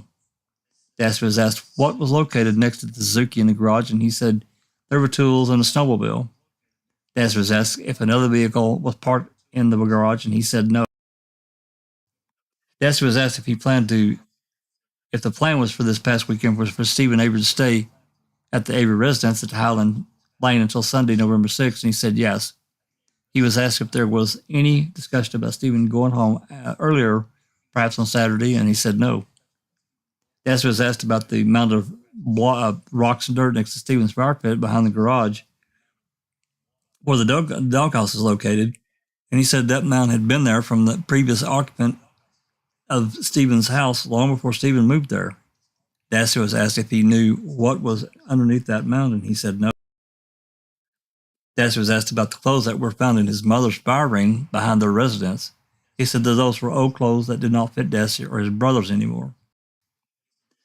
Dassey was asked if he saw Stephen dig up any ashes, haul any ashes out of the fire pit at any time last week, and he said no. Dassey was asked if he saw Stephen do anything stomping or crushing in the fire pit at any time last week, and he said no. Dassey was asked if Stephen had the John Deere skid steer over at the fire pit at any day last week, and he said no. Dassey was asked said he has never seen the John Deere skid steer in Stephen Avery's backyard or Stephen's backyard, and the only time he saw Stephen operated was trying to smooth out the road to the residences. Dassey said the dirt road has a lot of potholes. Dassey was asked when the last time Stephen burned in that fire pit behind the house, other than last week. He could not recall, but he said it was probably several weeks before that. Dassey was asked when was the last time Stephen burned in his burn barrel, and he said last week. He said Stephen probably burns 2 times a week in his burn barrel. Dassey was advised that there were several tools by the fire pit, such as a shovel, a rake, and a trowel. He was asked if he used any of those tools during the night he and Stephen had a fire. As he said, he may have used the shovel to move the burning material around.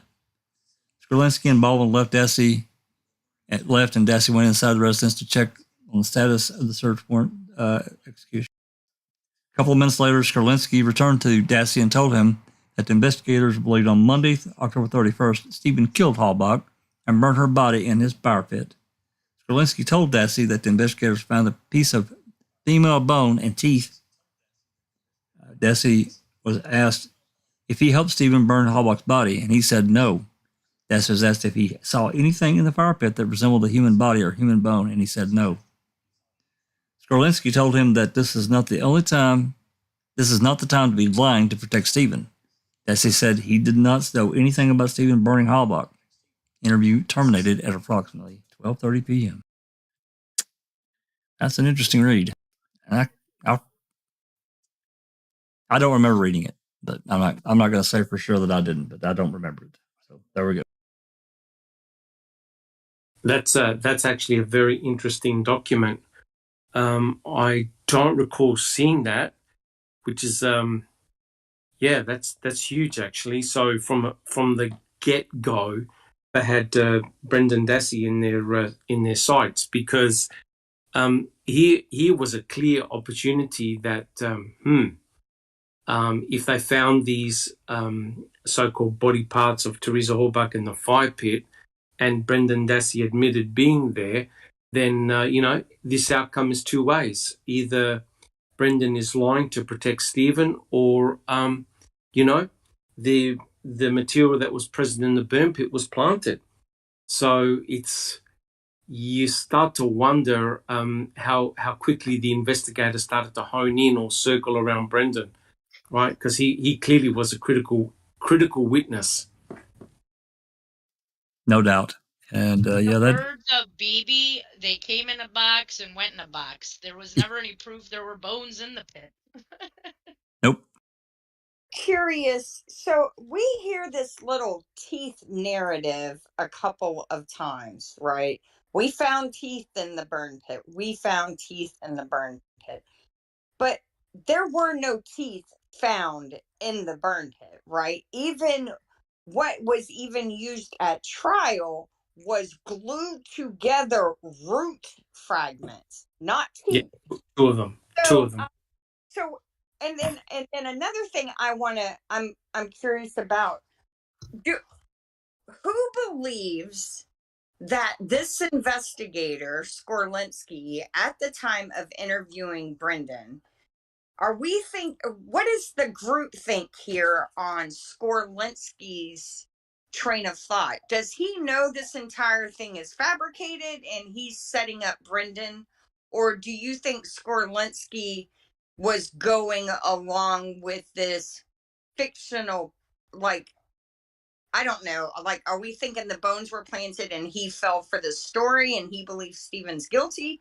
Or do we think that Skelinski, while he's writing this report and conducting this interview, knows that they are laying the foundation to also ensnare Brendan Dassey, if need be, to sell the story that Stephen, abducted Teresa, brutally assaulted her, killed her either in the trailer or garage, and then burned her whole in the burn pit narrative, which didn't happen. Like, was Skelinski conducting this interview thinking Stephen did that, or was Skelinski conducting this interview to further pad the investigation to sell the fictional narrative? I think Skelinski was on a fishing expedition, right? He was basically, I mean, look, we've seen it so many times where investigators lie and fabricate in order to solicit answers. I think he was giving Brendan Dassey an ultimatum. Were you a spectator or were you a participator, right? And Brendan said, no, I didn't see anything. So I think Skelinski was giving him a chance, hey, confess, did you see anything, etc., etc. And Brendan said no. And did you notice how we asked him about any other vehicles in the garage? Yep. Right? Because later on, when Brendan is interrogated by Fassbender and he goes, oh, yeah, we backed in Teresa Horbach's RAV4 into the garage, right? Now, the question is, if there's the Suzuki and also the Snowski, you're not going to be able to fit any other vehicle in the garage, right? So nothing makes sense here, right? So Brendan was saying, look, none of this, I didn't see any of this thing happen. And of course, later on, he got roped in, right? So, yeah, in my opinion, Skelinski was on a fishing expedition to see what he could shake out of Brendan. So you think Skelinski believed the lie? Well, put it this way, Skelinski, he's a senior officer, right? He's put it this way, he would do no favors. He would do no favors to Stephen Avery, right? He's part of the system to nail Stephen Avery. So whether he was convinced that something took place in the burn pit, I really don't know. Yeah. And again, let me just reiterate this: there were no teeth found. No. And he's not the only one that uses that, though. They said it in the media too. So where does it even come from? One of the problems is that a lot of the fragmented bones were very, very small, and they resemble teeth, right? So that's why you need a forensic anthropologist to examine all the cremains to sort them out into different type of bones, depending on where in the skeleton they come from. So that they even found little pieces of wood which can mimic the appearance of teeth. So the reality was all the crowns of the teeth were missing, right? Not only, I think about 35% of the skull was actually recovered. There were a lot of pieces that were missing from the skull, and you're correct. My understanding was only 2 roots were found, and they were super glued together. And similarly compared them to X-rays of Teresa Horbach. And even then he said he wasn't 100% sure of a match. Yeah. This is on the 10th. So this is the day after Bennett examines bones in a box, like Miss James said. So correct. On the 10th, they have no verified information except for the bones that came from a site unknown to me. That's what Bennett's report says. From a location unknown to me. Our human, our female. They just handed him a box. We got to keep in mind this is the day after Stephen's arrested. He's arrested on the afternoon of the night as well. And the day Eric was supposed to be deposed. That's correct. Correct. That's exactly right. So that's when you make your big moves, right then. They did. Alice, looks like you got a number of questions here. You want to get through those so we can, after you do that, I'm going to replay this this call that I think Bethany, somebody wanted repeated. But if you got questions here, let's get them. Let's get these questions answered. Yep.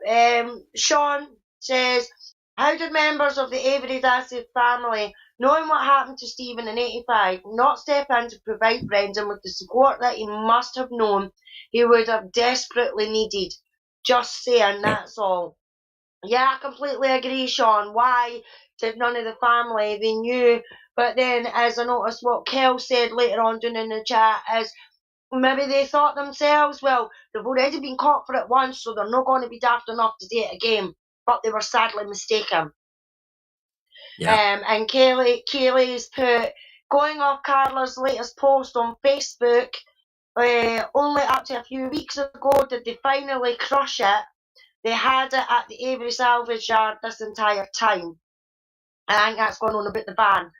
And Ronald is asking, is there any audio or video recording of the DCI interview? No, because we've not found anything of that, have we? Well, if there is, they haven't revealed that. There very well may be, because they clearly recorded a number of interviews, but we don't. Yeah, we don't have their ledgers. We just don't know. Yeah, and then Bethany is, yes, but if they're asking this way before they found anything, it means they were planting their stories. And I think she's meaning the way he was questioning Brendan and things like that in that DCI report. Yeah, they had their plan all along for the beginning, in my opinion. I mean, if it wasn't this that they were going to get Stephen for, it was going to be something else. Because they weren't happy that he got exonerated through their own stupid fault, in my opinion. So if they weren't going to get him for murder or anything like that, they were definitely going to try and get him on something else, because there was no way that they were wanting to give Stephen $36 million, never mind even $3 you know what I mean? And that's my opinion. Yeah, I agree with you. I think that it was going to be something, and this happened. And I've said it before, I'll say it again. The depositions were not going in their favor, and the county and the state. So, yeah. Okay. So, if there's nothing else, I'm going to replay this call of Freimiller or Freiberg, whatever his name is. I'm probably saying it wrong.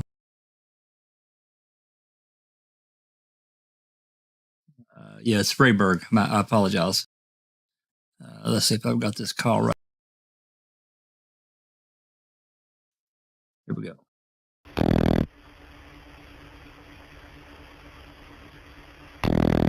think this is the wrong call. Hold on. Hi, my name is Gary Freiberg. I'm with the it's the right one. Office in Manhattan.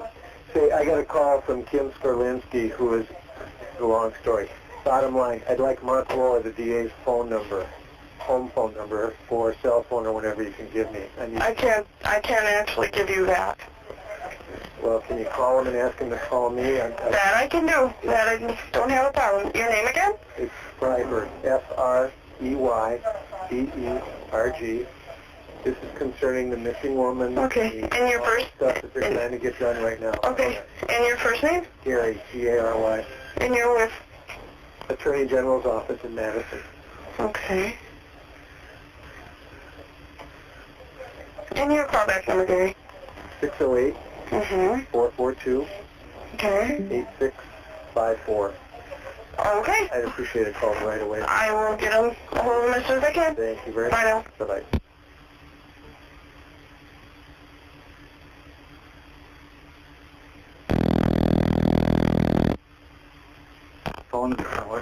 Good evening, Manitowoc County Sheriff's Department, Katie speaking.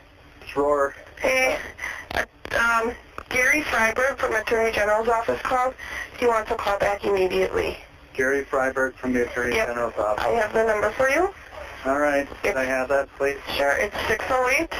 608. 442. 1 second. I'm sorry. Not a problem.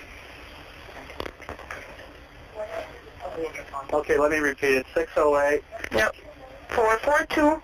442. 8654. 654. Yep. Gary Freiberg, correct? Yep. Can you see an Assistant Attorney General? What is his title? He told me he's with the Attorney General office.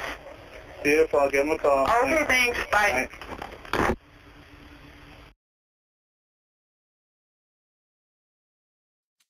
Yeah, that's a really interesting call. Definite raised hackles for me listening to it. I'm going to read out what Temptedious has written here, at least a part of it anyway. Oh, maybe we'll just read it out. Sorry, Jack. Just quickly, Sherry-Wynn's asking what day was that call? Do you know? That was the Yeah, it's listed right here if you look at the bottom of each call is listed by date and by time.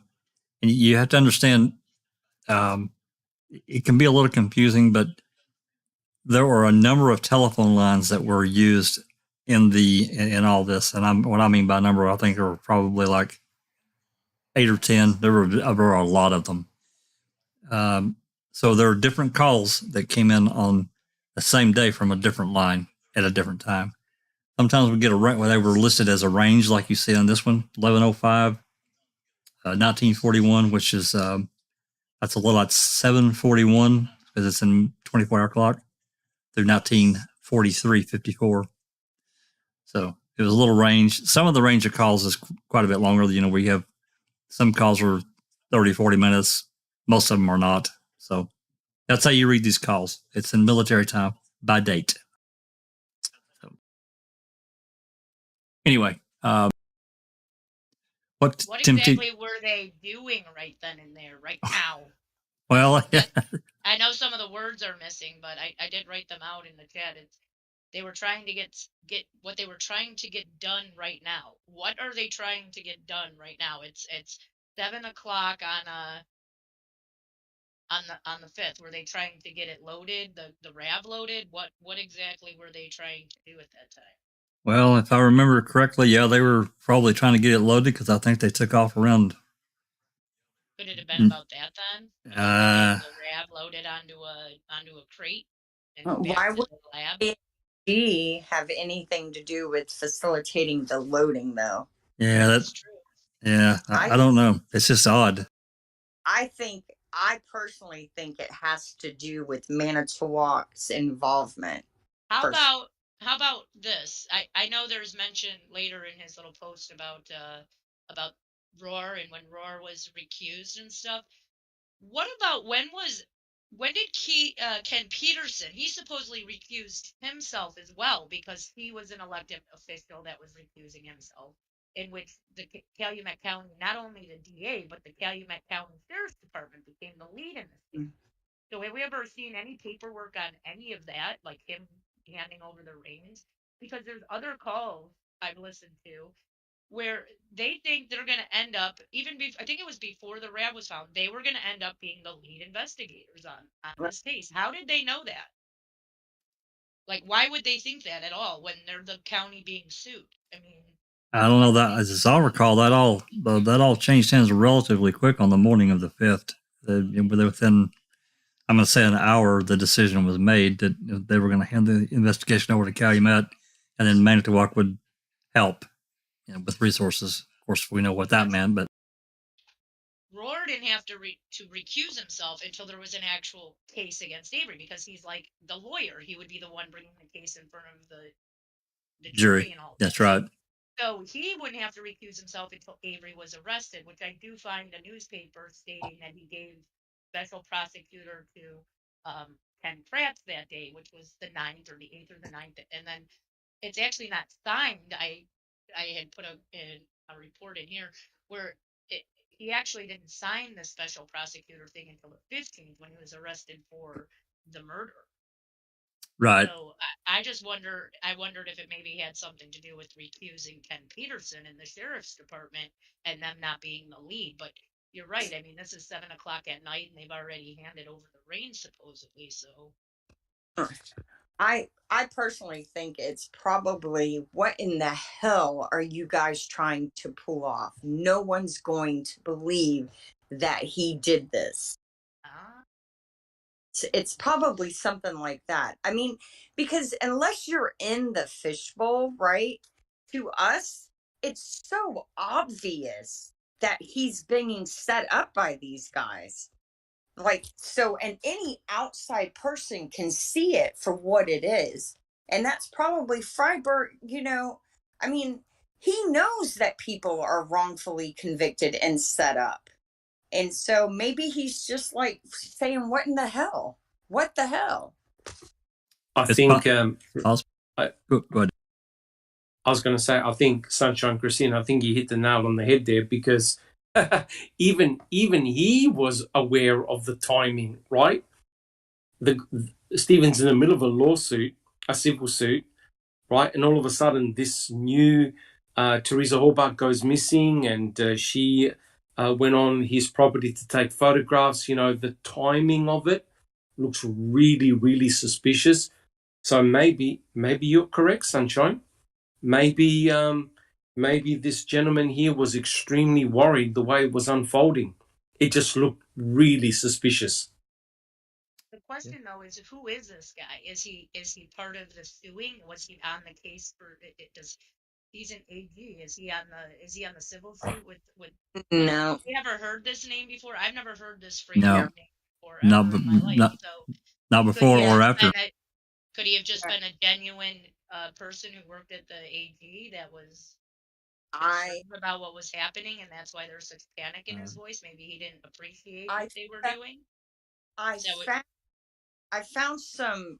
I haven't had a time to go through it all, but when I was Googling him and looking in the Wayback Machine, I found his name came up linked to some DNA testing legislation that was enacted around the time of Stephen's exoneration, and then this case as well. I wonder if he wasn't a part of the Avery task force. Possible. I don't recall anybody Freiberg. No, I don't recall him at all. But I mean, that call and nothing after. But that he was part of the legislation that in 2003, Stephen Avery was like the first person under that legislation to be freed. Yep. If I remember right, that's why he was like the head, the face of this new thing, because he was the first person freed under these new legislation laws and stuff. So maybe he was concerned with how that was going to look on that law. I don't know. That's interesting. I'll have to look him up. Yeah, I don't know. Anyway, I'm going to read out here what Temptedious wrote about this call. At first, I thought it's possible this November 5 call might have occurred right smack dab in the middle of the Attorney General and the DOJ realizing they could make their Stephen Avery problem go away now that the missing woman's car turned up on Stephen's family's property. As the call occurred around 7:40 p.m., it was likely that after Skelinski, Fassbender, and or Strauss had a chance to report back to the office with the good news. That said, I am confused by the sense of panic in Freiberg's voice. He wanted to speak to Rohrer immediately about the missing woman because their office wanted to get something done right now. What could this possibly be in reference to? Maybe they wanted to instruct Rohrer to recuse himself so Kratz could come in and smooth things over. Possible, but when did that officially happen? If it was in the same time Manitowoc County turned over control to Calumet County, and then we can rule that possibility out. AG was not calling to have Rohrer recuse himself, and we're back to square one. True. All of it. All things considered, is it even appropriate for the AG to be in direct contact with Rohrer. I don't think so, but that's just me.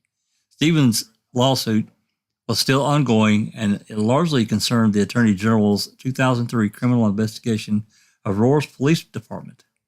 Both Rohrer and multiple members of the DOJ had already been deposed, and questions were being raised about how the suppression of exculpatory evidence was omitted from the AG conclusion, or the 1995 call. Point being, I highly doubt that the AG office was calling in panic to inform the department that they were to stay away from this investigation. If that was the case, then MTSO didn't listen and the DOJ didn't reprimand them for disregarding orders. Yeah, I don't know. Like I said, this could go 44 different ways. Probably what Christine said is as right as anything we've got, but we need more. We need more information. Before we move into some more of these calls, this next one's going to be an anonymous tip, and this is about the RAV. They're basically saying that the RAV. I heard this call and I was like, "What?" Yeah, the RAV4 was reported by from an anonymous tip. I'm like, what? I don't think so. Anyway, comments about before we move on about the Assistant Attorney General calling. Are we good to move?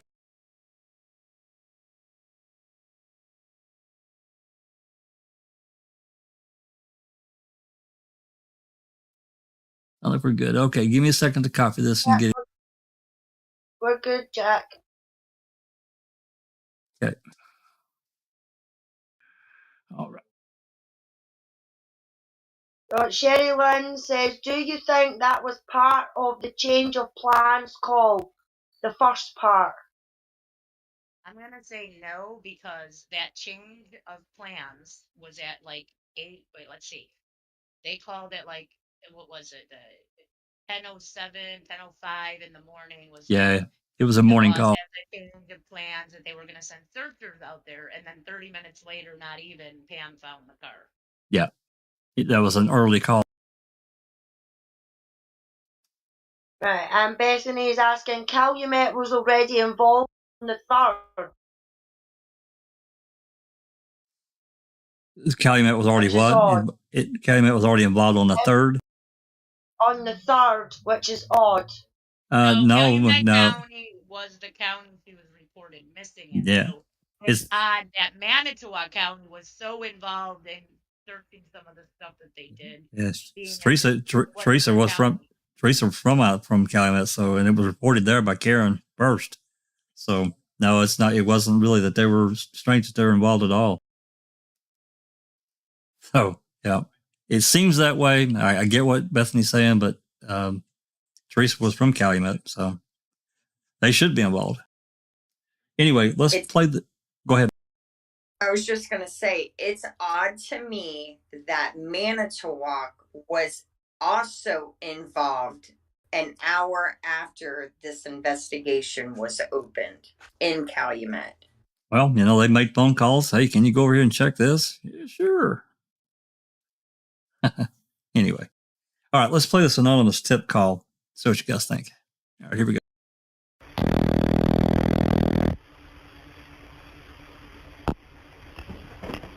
Manitowoc Sheriff's Department, Lori speaking. Hi, Lori. This is Jim. Hi, Jim. Detective Remicker is asking that you and Jacobs come out to Avery's auto. We had an anonymous tip out there that this girl's vehicle was found in the junkyard from the Calumet County search. Don't turn on something. What was that? Call Jacobs? I'm sorry? Did you call Jacobs? Dave is asking for both of you to respond. Okay, I'm over in west of Appleton right now. Okay. So I'm not going to be there. It'll be a while before I can even get there. Okay. You saying the car is where? In the junkyard at Avery's. At Avery's junkyard? Yes. Avery's auto sales? What? What? You're cutting out, Jim. Hello? Yes? Jim? Hello? Hello? You're breaking up. Yeah, so are you. Okay. I'm going to go outside. Maybe I can get a better reception. I'm in a metal building right now. I'm sorry. Where's Dave right now? Excuse me? Where's Dave? Dave is at the auto sales right now, the junkyard, along with 3 county units, and then we're sending a state unit, and he wants both of you there. I don't even know actually what's going on. Okay. Besides, the vehicle's there. The vehicle is there. The vehicle is there. There was an anonymous tip that was called in today, and we also have a Calumet County officer heading there. Okay. Nobody said that she was located so far, just the vehicle. Well, if the vehicle's there, she's there somewhere. Yeah. But what's Dave's number? Can you transfer me to him? Sure. Hang on a minute. 278. Dispatch calling 278.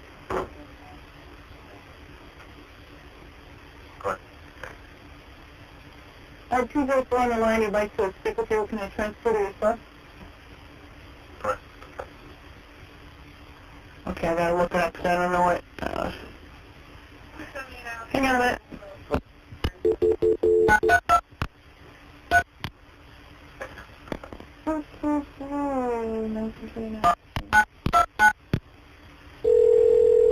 Cool, now the day's gonna go into system.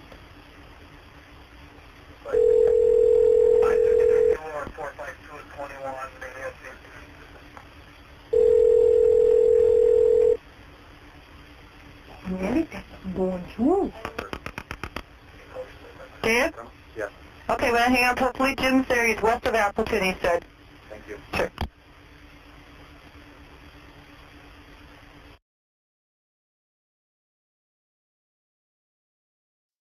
She was very plain when she said, "We got an anonymous tip. We need you and Jacobs to respond." Which, I found that I don't know how that they could. I just don't know how that could have washed out.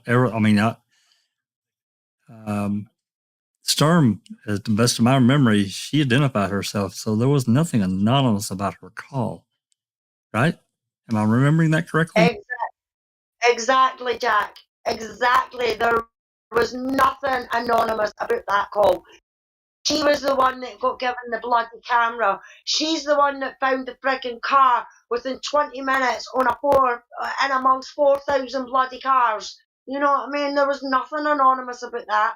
So why are they saying in that call that it was somebody anonymous, and then by the time it got to court and everything like that, it was Pam of God, and it was God that showed her the way? You know what I mean? The beam of light. Yeah. Anonymous tip when she had Gary Pagel's direct line. Okay. Exactly, James. Yeah, exactly. And ask for him directly. It's fucking bullshit. Can I put my conspiracy hat on for a minute? Please. Well, I reckon what's happened in this is what I reckon it is, right? There's no doubt that Pam of God phoned up Pagel, right? And is it just possible that in order not to make it suspicious and keep the distance between the finding of the RAV and Pam of God and Pagel, that an anonymous tip came in regarding the finding of the RAV? So in other words, to give distance to Pam of God and the direct connection to Pagel, because that would have looked suspicious as fuck that somebody as everyone has said, somebody just happens to walk, a cousin of Teresa, just happens to walk into the salvage yard with a map, with a camera, and with the direct line to the sheriff, and oh Lord above, 20 minutes later, with nearly over 3,000 vehicles, she finds the RAV in record time. So can you see the ruse here? So in other words, you have an anonymous tip, which means that the person doesn't give their name, so it's all anonymous, and everything looks legit and above board. Because as we now know, because we've listened to the recording, we've seen the transcript, there was a direct connection between Ryan Hilligus, Pam of God, Sheriff Pagel, and going into the salvage yard. And it's clear that from very early on, They didn't want anyone to establish that connection. That's just my opinion. You know, I'm thinking about what you're talking about and thinking back to, of course, we read through the pre-trial, we talked about it a lot, but thinking about Pam Sturm's involvement, and you know, I'm thinking about the night before she had this phone call and found out that there was going to be a search, and her and Nicole turn up late to Teresa's house. And for some reason, by this point in time, they knew that Teresa had an appointment at the salvage yard. Ryan hadn't assigned anyone hadn't asked anyone to go to the salvage yard. And they also hadn't offered anyone else a camera or a map or a direct line to the sheriff. Correct. Come on. But also don't forget, who was in the aeroplane on the 4th? Who was in the flyover? Oh, yeah, that was Pagel and the new chick, Baldwin. Yep. Pagel was there too, right? So when you think about it, right, they were looking for the RAV, but the other possibility was that they're also looking for a prime ideal spot to plant the RAV. And from above, it's a piece of cake because you can see the layout. You can see the all the potential roads leading into the salvage yard and a potential way of putting it in there. And I think a big clue is where the RAV is. It's on the periphery. So it's not interior to the salvage yard. In other words, it's not hidden. It's there in plain sight to be discovered. And that's why I believe this whole setup was, okay, it's going to look really suspicious if the police are somehow involved in finding that RAV. Let's get a member of the public to find the RAV or a tip, and bang, we're in the clear. Yeah. Dixie? First of all, I want to say she wasn't the new chick. She worked for the department since 1999. She was Pagel's new chick, and that is how he says it, Pagel's new chick. Yep. So whatever that means. I also want to ask if is there the call where, you know, Calumet County calls Manitowoc and says, hey, we got a tip or we got an anonymous tip that the car was found there, because they do eventually send officers there, so they have to have known, somebody had to have called from Queso to tell them, right? So do we have that call? You know, like I don't recall hearing it actually. So I'm going to be honest. I've listened to more of the radio dispatch than I have the calls. I have not heard what you're talking about, but I'm going to try to continue to go through them. I haven't heard any call like that though. Because that might be what they actually told the dispatch, is there was a tip, and she's just saying anonymous tip. It's possible. Or they might have even said anonymous tip. That's also possible too. So I'm just curious about that. Yeah, that's actually a good point, because that could have been very well been the way it was reported to Manitowoc. Yeah, we've got Andy B asking, who was the change of plans calls between in the morning of the 5th before the discovery? Between Remicker and Weigert. Remicker and Weigert. And then Graham is saying, anonymous call came in and they sent Pam of God to make it not suspicious. Inexplicable Susan is saying maybe Teresa's friends found it by trespassing through the back of the salvage yard, so they had to make it legit with Pam of God. That's true. There were 5 of Teresa's friends that were caught on. A lot of people forget about this. We don't. I refer to them as the 5 kittens. They were caught on the Avery salvage yard. Had apparently slipped in the back way, and they were escorted off the property. But I want to remind you that those 5 little kitties weren't found. They weren't found on the salvage yard. They were found on the southwest corner by that conveyor belt. That's true. Police were already all over the place because it was Todd Herman who took her off. I believe it was like noon or something. It was much after the RAV had been found, if I remember. Oh yeah, it was like 12. It was like 12:30, I think. You're correct. That's right. Yeah, and Andy B is then saying, was Weigert being west of Appleton an alibi then?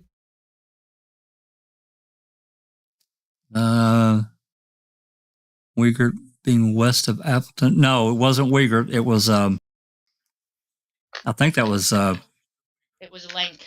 It was Link, Jim Link. That's right.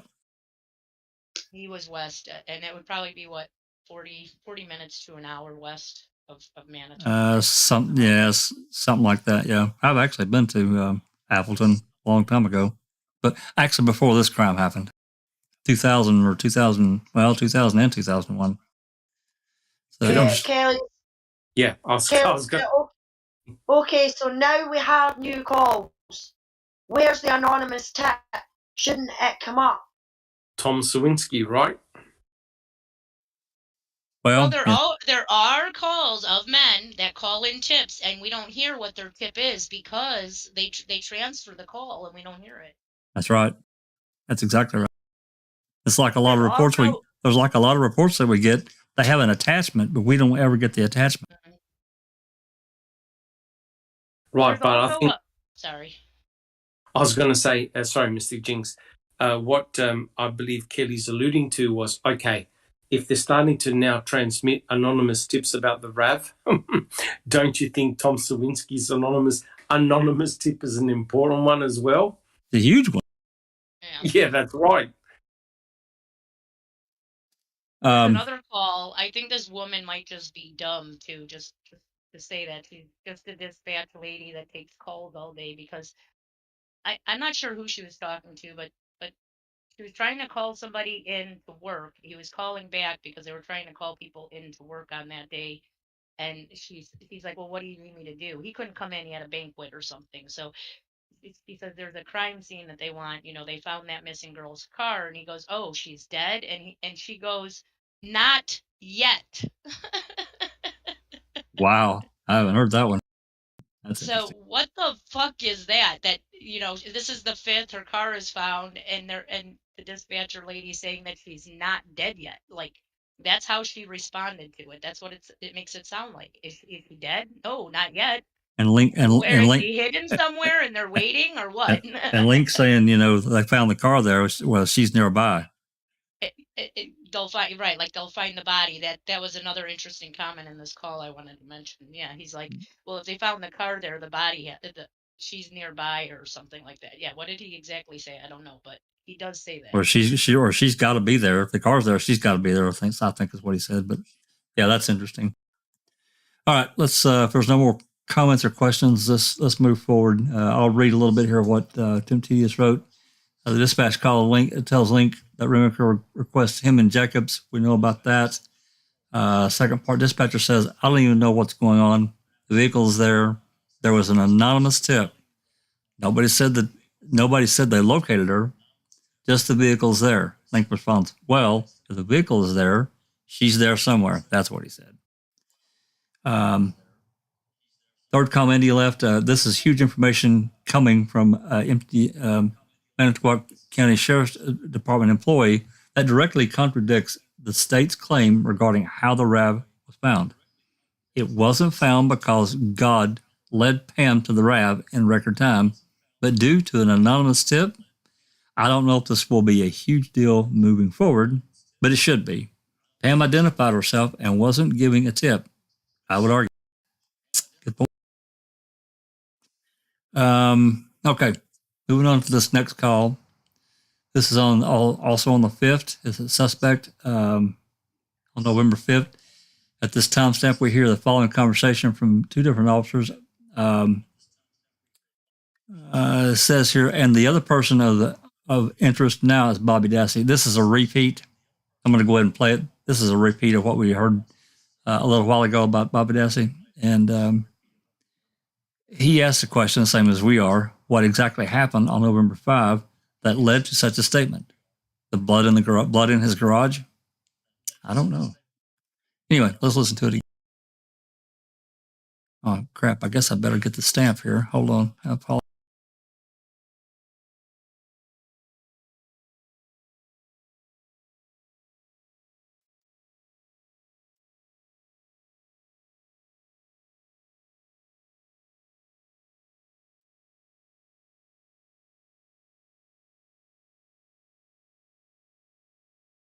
All right, here we go. And we did, like I said, we interviewed 3 people up in the jail. Didn't get a whole lot, but we got some information. Steve is up with Chuck and Dolores at the cabin they're building up in Marinette County. I gave that all to. Talking to them already. Good. I gave that. The link. I told Jim you should probably jump on that right away and do something there. And the other person of interest now is Bobby Dassey. Yeah, that they were talking about in the tent. So. Yeah, and I gave him phone numbers on that. There's 4 boys that actually live at that Dassey residence. Okay. Which is the blue one. Yeah, we're gonna. Yeah, that's Cal County's gonna. Okay. John. All right. I'll be in 6-1 once he gets in with it. So I'm going to get out of the office before I lose it. Serious. Okay. Bye. Bye.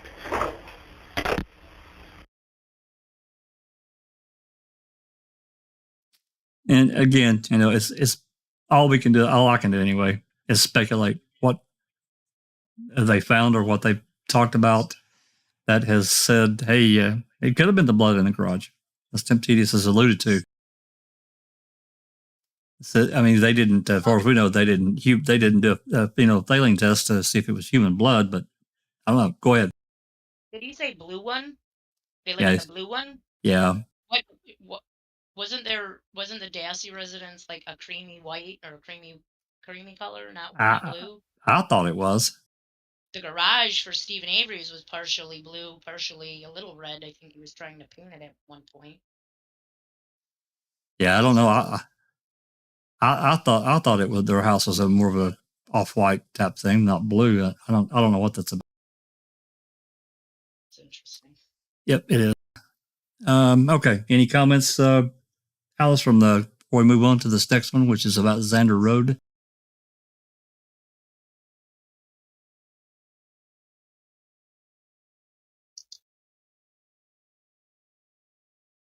No, we're looking good, Jack. We're looking good.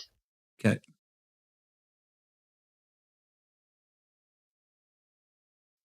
Okay.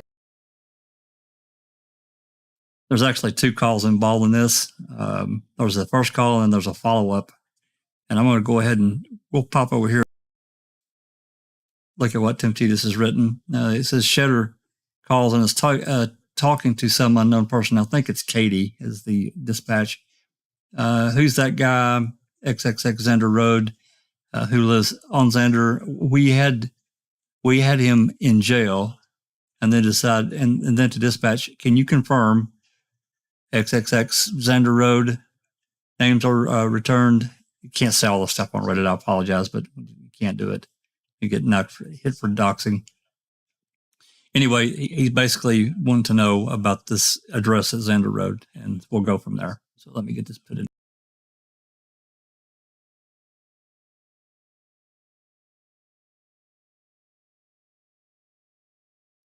All right, here we go.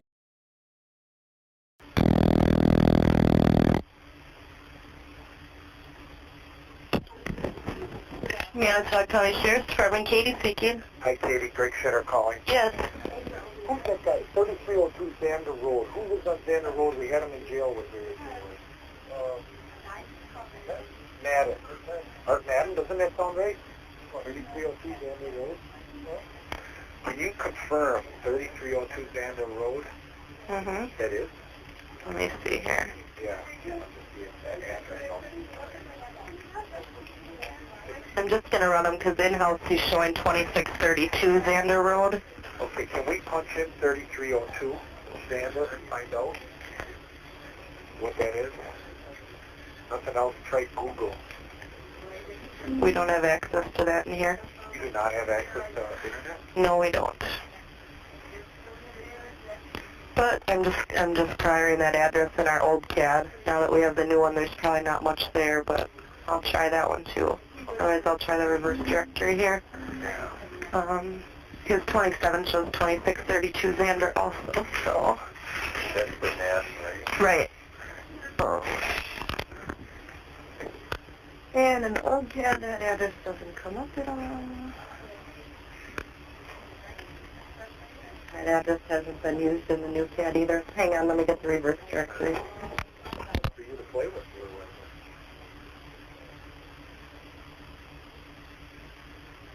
Greg? Yeah. I have Mark Duffy on the line.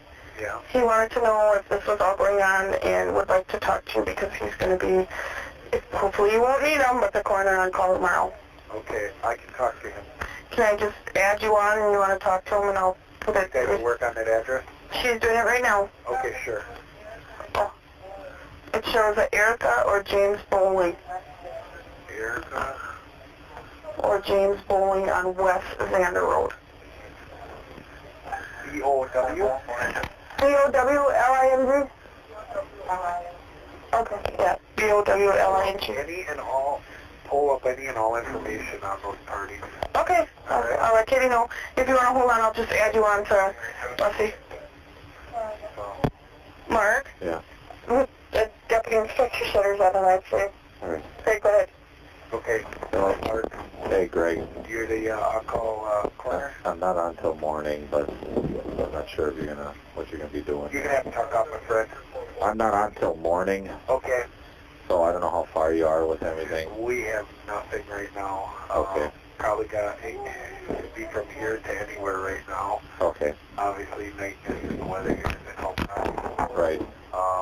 So I think we're just doing some basic areas that we can where the weather doesn't affect us, but we don't expect to find what we're looking for. Until tomorrow. Probably tomorrow we're going to get a little aggressive, so. Okay. Yeah, I'll be on the whole day, so. Okay.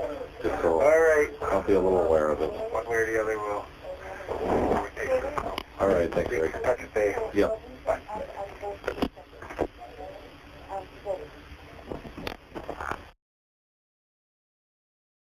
Yeah, interesting call. Shadow trying to find out who lives at this Xander Road address, and we get more information here in this next call. But I wanted to go ahead and play the rest of that call because of the coroner being added on. He was clearly on the line, and she hooks him up. So this is the 5th. You got the coroner there. I'm guessing he's one of the coroners in Manitowoc calling in, and I don't know. Here's my comments I just made. Yeah, go ahead. How do they know they need a coroner tomorrow? Well, that Find was my what thought. they are looking for. What were they looking for? A body? The one they knew was going to be found nearby. That what's his face said. I mean, the one that's not yet a body. You know, like what? Yeah, that was kind of my thoughts too. I don't know. It just kind of course, we had never heard this before. It's like, well, where's Deb? You know?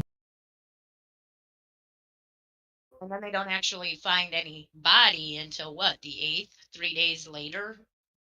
Right. That's exactly right. No body or no. And yet they're going to call a coroner to have on hold for the next day, which is possibly, most likely, a Manitowoc coroner. But yet when they do find a body, they don't want to call in the coroner. Why? Because it's not this guy, it's Deb Strauss on that day, or what? Right. And maybe this guy's more willing to be like, yeah, sure, you know. Yeah, it was here the whole time. It's totally a body, and it was totally done right, you know, like whereas Deb Strauss maybe wouldn't have done that. Right. Well, I mean, you know, the Temptedious comment here, it says at the end of the call, an unknown coroner tells Shatter he's on call tomorrow morning, November 5th or 6th, if he's needed. Shatter seems unsure of what to say about this offer. I'm going to fix and play this next bit of this call. Yes, this Xander Road address is the same as the reverse for the sale sign in Stevens' trailer, but I don't want to include it lest the auto mod. Okay, yeah, the auto mod feature on Reddit. If you put a road address in it, it'll kick the post. It'll hold it. So that's why I didn't include it. Anyway, I want to play this call.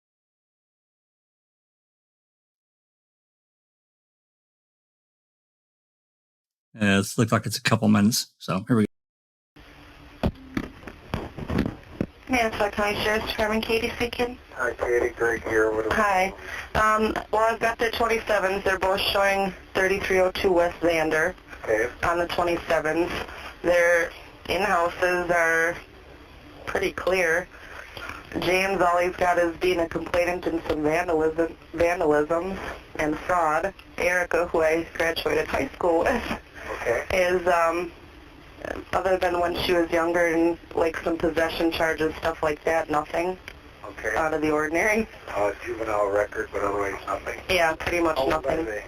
Erica's born in 79. She's 25. Okay, it's Erica L. Bowling. Erica L. And date of birth? 090979. Okay. And James, I'm guessing, is her father. Middle is W. William. And date of birth is 053148. And so he only has a complainant, and she is just got a juvenile record. Nothing since. Nothing since other than the accidents being involved. Do we have a phone number? It's 776-1481. Can you get that address again, please? 3302 West Xander.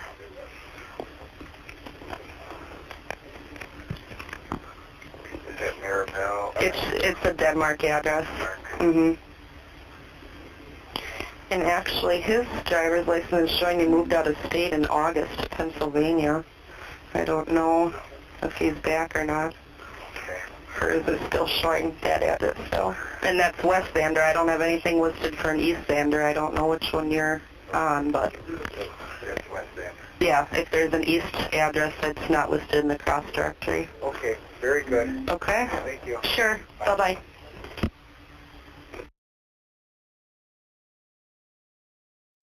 So it sounds like they at least moved to Pennsylvania for a period of time. Don't know if they're back or not. So that kind of solved that, at least to some degree. So I want to say that house was for sale, and it was sold in March of 06. So most likely they moved out of state and sold the house, is my guess. So it was probably sitting there empty during that time. Yep, that would be my guess as well. I think he was looking at houses at some point, so maybe he wrote down that address as an address he wanted to look at. Oh, you're talking about that thing in Avery's desk that on the back of it? The back of that sign has that address on there. Why does he have that address? It's possible that he was just looking for, he's suing the county. He's expecting this big payout. I mean, people dream. He might have just been dreaming away, looking at houses that were for rent in the area. We don't know. Right. Okay, Alice, if there's no questions, I'm going to move to this next section. It's about a Mexican, a female citizen called about a Mexican man. Are we good to go?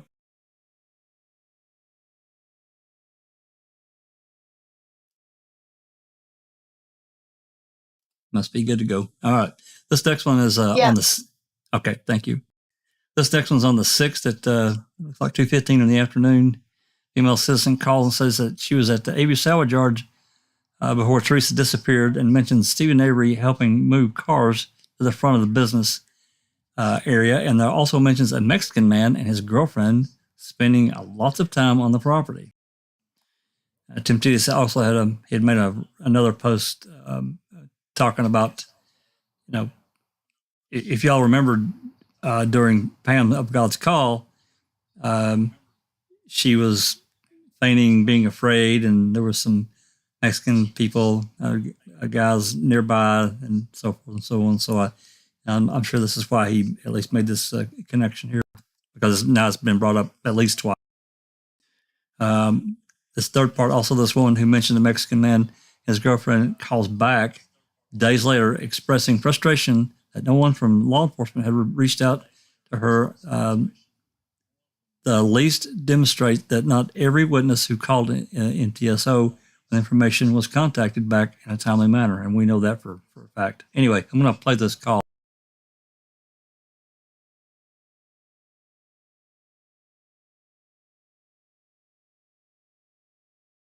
All right, here we go.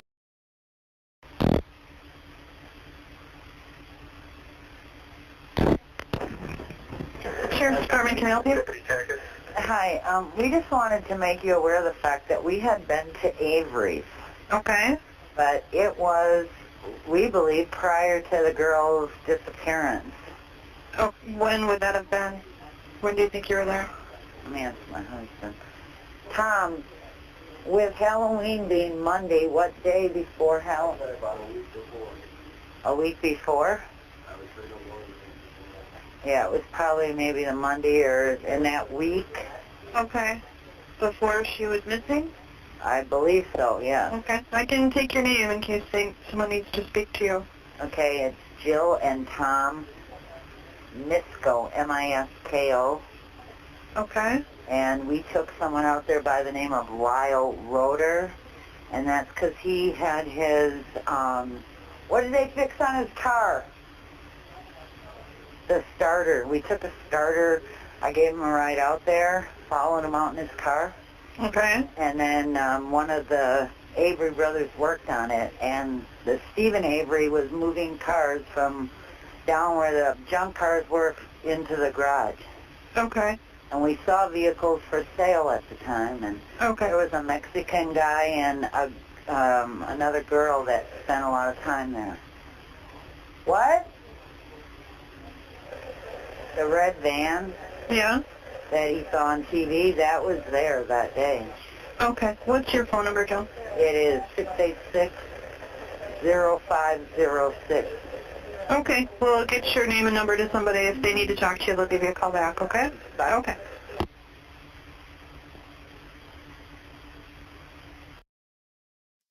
Okay, so not too much there, but still the mention of a Mexican person. So I don't know. I don't know how much validity to put with Pam of God's Call either. So anyway. I do want to say that it's interesting that Pam is not afraid of the Averys. Goes right on there, walks right into their lot, yada, yada, looks around their cars, no fear. But then she sees 3 Mexican men, and it's like, oh, my God, I'm in fear. Exactly. I mean, isn't that a little weird? It is to me. It just, I don't know. It was really off-putting to me, the way that all shook out. So, all right. This next, there's actually 2 calls on this. There's a client of Teresa's call and says she calls Teresa's cell around 1:30 or 2 on October 31st, but thought Teresa answered by accident because all she heard was music. The client hung up, slightly annoyed. This was likely because Teresa was driving in her vehicle listening to music. I thought, however, in another dispatch call, the same woman clarified she didn't hear singing music, but elevator music, or music you might hear if you're on hold with a company. While the citizen waits for further direction, we get a nice little human moment when she tries to dismiss her son's. She gets caught on the phone in the recording talking to her son about the cops. So anyway, let's play this one, or these two calls here. I think it's 2 calls.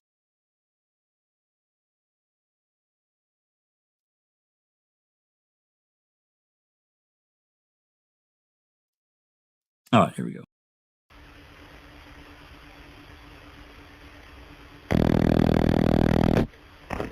Manitowoc County Dispatch, this is Susie. Hi. I'm not sure who I need to speak with, and actually I'm not sure if it's relevant or anything, but the photographer Teresa that is missing, I had been corresponding with her. She was supposed to come shoot my business on the 3rd, and actually on Monday the 31st, I called her to cancel because we had ran into a few problems, and it was around 1:30, 2 o'clock, and I was not really paying attention on the phone, and when it answered on her end, it just had music. And I was just kind of like annoyed. I was like, okay, I'm on hold, and I hung up, and I thought I'll call her later. Okay. And then, of course, when I called, I left messages, and now I know why she never answered.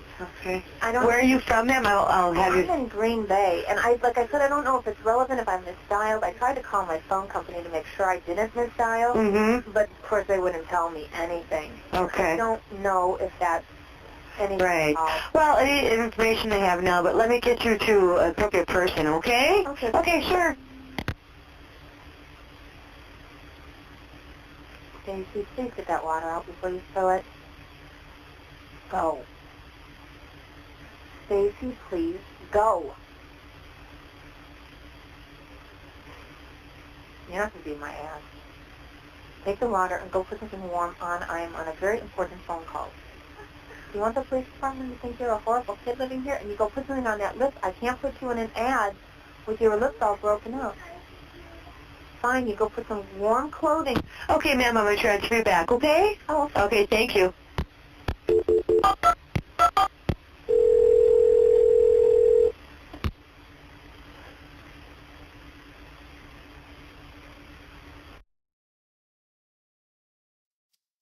So, yeah, that was interesting, especially about her kid. But if she actually did call Teresa's phone and she answered and just, all she heard was music, I don't know. It could be, she could have called the wrong number. Yeah, go ahead. Please. I've done a lot of work on the phone calls. I have accounted for all of the phone calls. There is no call at between 1:30 and 2. There is a call from somebody, but they left a voice message, and that voice message was still on the voice messages that were received from, from her records. So it sounds like this woman is either Morrow or someone else. I believe she had, 2 appointments on the 3rd that she never made it to. One of those appointments she had on the 3rd was canceled on Saturday. So I'm wondering if maybe she has her days confused, or maybe she just dialed the wrong number like she had said, because there's only the one call on that day for that time, and that call is accounted for. It was a voicemail. Yeah, it's I tend to lean probably more like you may be leaning as that it was a wrong number, or she dialed the wrong number. And got or maybe she dialed Auto Trader, a business that may put you on hold, and you'd hear that elevator type of music. Or even the studio she may have called the studio maybe, and got that, like a business phone. Possibly, yeah. Let's play the second part of the call. Let me double check here, make sure I got the right one.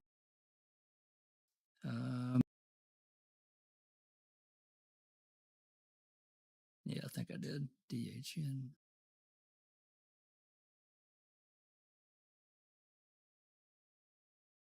Yeah, this should be the second part of the call. It should be right here. This is as you can see, it's a 40-minute call, but we're only going to listen to a little bit of it. Hopefully we're right at the right spot. Shift Commander Lieutenant Sun. Hi, I'm calling. I don't know if it's any information that you could use or not. My name is Linda, and if you are handling Teresa's case, you've heard my messages on there. I have road rash, and she was supposed to come on the 3rd, and I was trying to reschedule.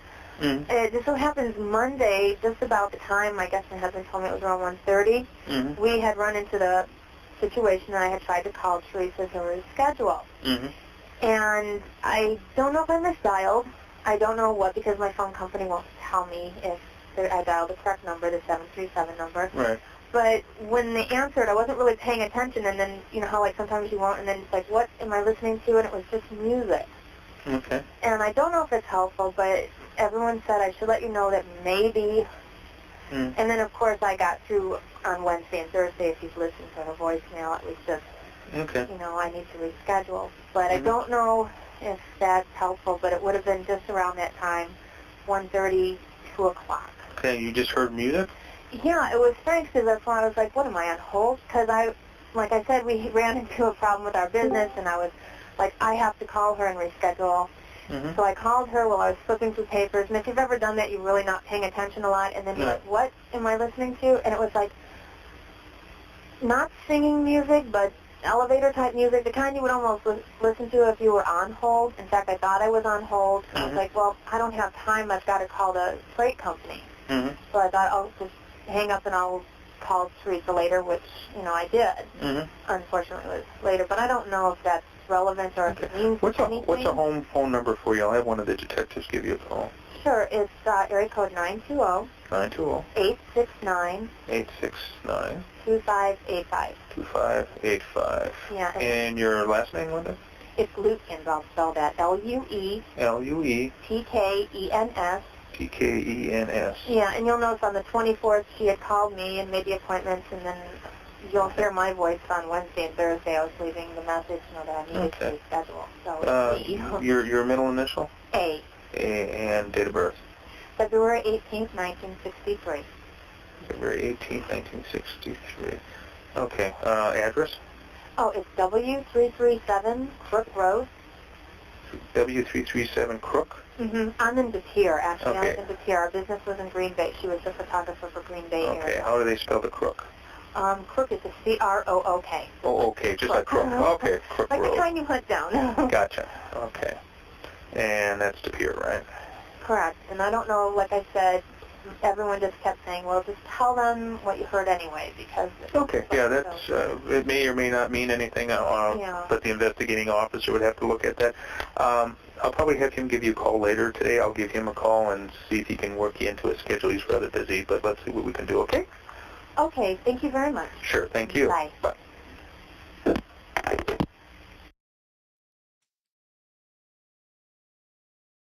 Yeah, I think she dialed the wrong number. That's just my opinion.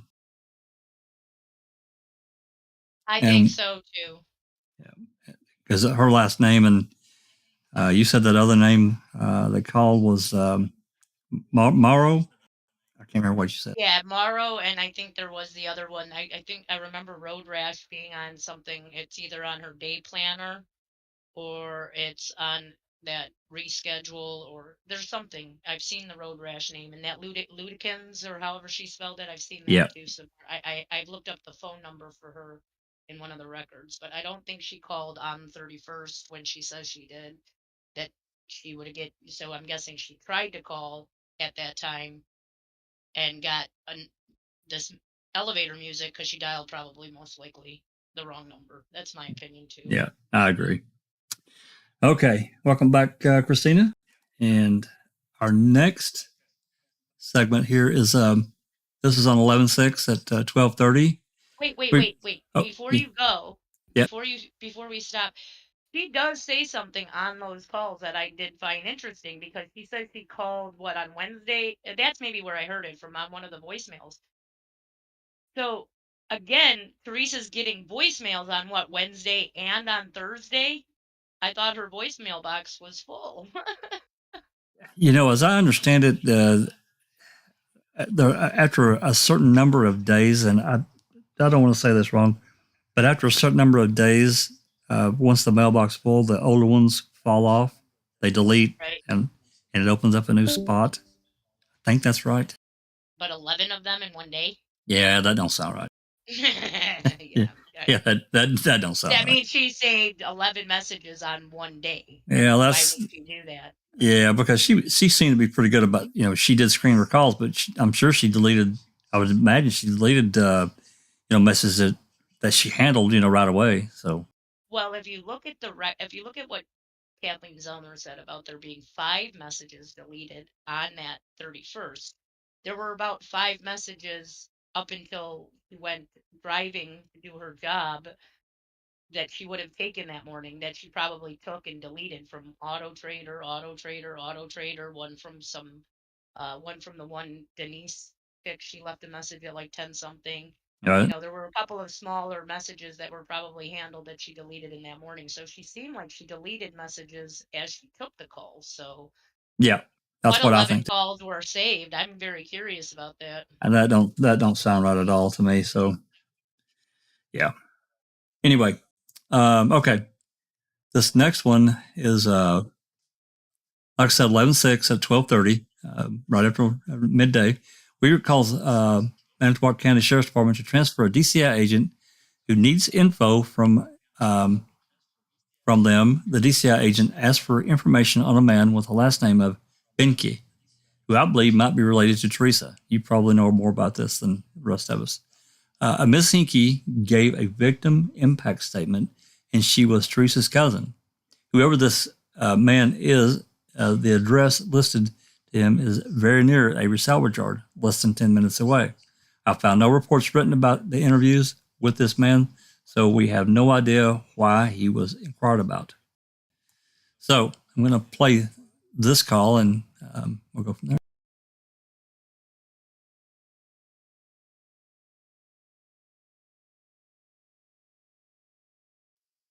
All right, here we go. Call 193. Manitowoc County Dispatch, this is Susie. Hi, Judy. How are you? Good. Mark Weir from Calumet County. Yes. I'm going to put a guy on to DCI. He needs to get some information on a guy living in your county for the search out here, okay? Okay. I'm going to put him on right now. Kevin, okay? All right, thank you. Hi, Judy. Hi, actually it's Susie, but that's okay. What can I do for you? I'm looking for a guy by the name of Brent. Last name Benke, B-E-H-N-K-E. First name Brett? Brent. Oh, Brent. Okay. Boy, Robert, Edward, Norris, Tom.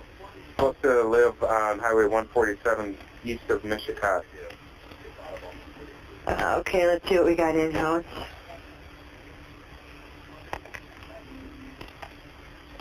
Okay, I'm in-house is showing an address of 16610 County Highway B, Boy.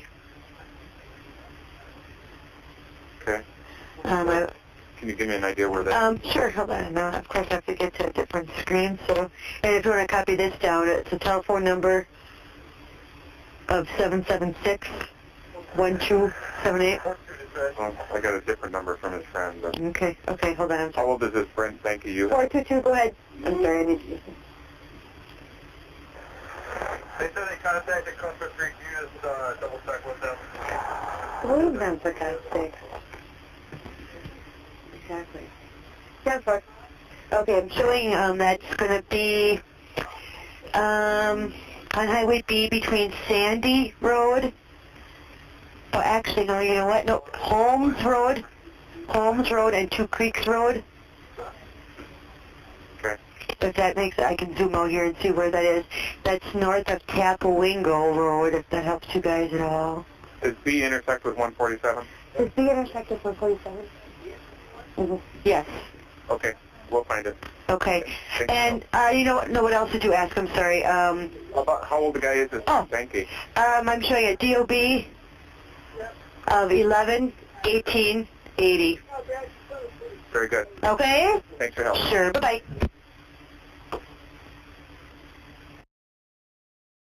11/18/80. That's right there, same age as Teresa. So, Jinxie, what do you know about this Minky fella? I've never heard of them, so I have to look them up. I don't have any name Benke in the tree as of yet, so if it is in the tree, I just haven't added that branch, maybe? Maybe it's a married name? Yeah, it could be. If it's being a cousin, yeah, definitely. I would like to know what this person said, because I've heard this name a couple times come up now, and yeah. So I really don't recall it at all. And I've done pretty extensive research on most of her first cousins and stuff. So maybe it's like a Pam of God, or like a Skelinski, where they're like 4 or 5 generations back and just wants to be in on it. I don't know. I'll have to look. Okay, fair enough. Other than, it's a little bit of a side note. Where I live now in Southwest Michigan, Binky is I won't say it's a common name, but it's certainly, you hear the name, and there's actually a pretty large warehouse here in the county that I live in. It's called a Binky Warehouse. It's pretty big. So I doubt they're any relation, but hell, you never know. Anyway, all right, let's move on to, first, Alice, any questions or comments that we need to deal with?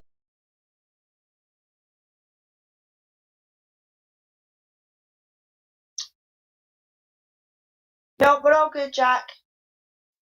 Good. All right, let me get this next call. And this is going to be a shift commander. He's been calling around. I'm not going to play this entire call. I'm just going to play some just to give a little bit of a kind of an idea of what they were going through. I have listened to this call, and he's trying to get people to work overtime. They're really stretched pretty thin.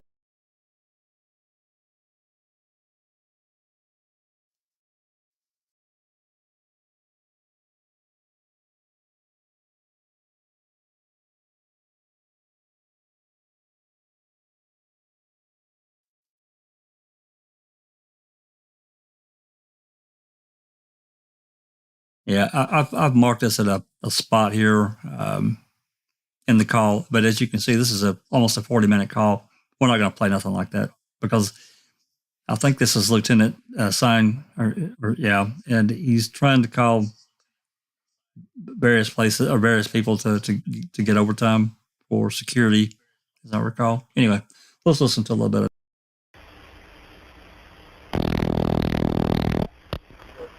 Lieutenant Sign. John, were you just trying to call Sigma? No, I wasn't trying to call Scotty. I'm trying to get So you just wanted to keep you posted. He had left, so he should be plenty rested up there on the ship tonight. Otherwise, I was going to say, I kind of verified with Shedder, otherwise you would have maybe had to stay over for him. But all right. Well, I'm running into a rather major problem here right now, trying to get people to work. I know. We have several of them are at the range, and if they're at the range from noon, I can't now ask them to come in early for the night shift at 4, so that knocks off Cummings, that knocks off Ruby, that knocks off Zimmer, that knocks off Hornick. That's all the guys that are on nights. I can't ask any of them. And Betzler's out of town. And Betzler, yeah, I've called and left messages for them. I'm not getting. Well, Betzler's on vacation anyhow, so. Right. But because we had range today, pretty much that shoots the whole thing there. I'm going to try to I'm going to have to probably send one of my patrolmen out temporarily at 4 because there's nobody looking. You could probably have one of those guys. Maybe one of them would be willing to put in at least 4 hours, huh?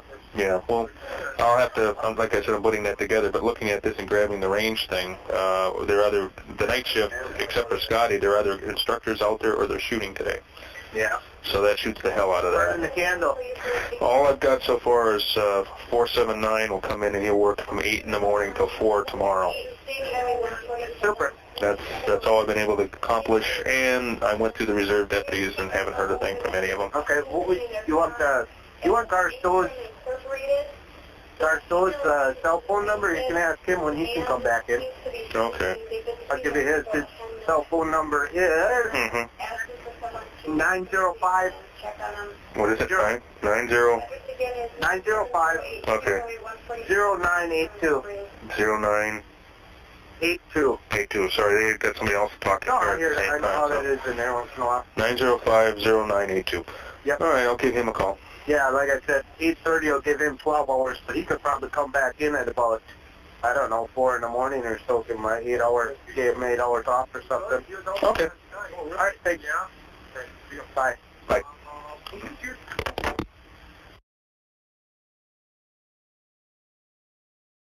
So it kind of goes like that. It's a pretty terrible call actually.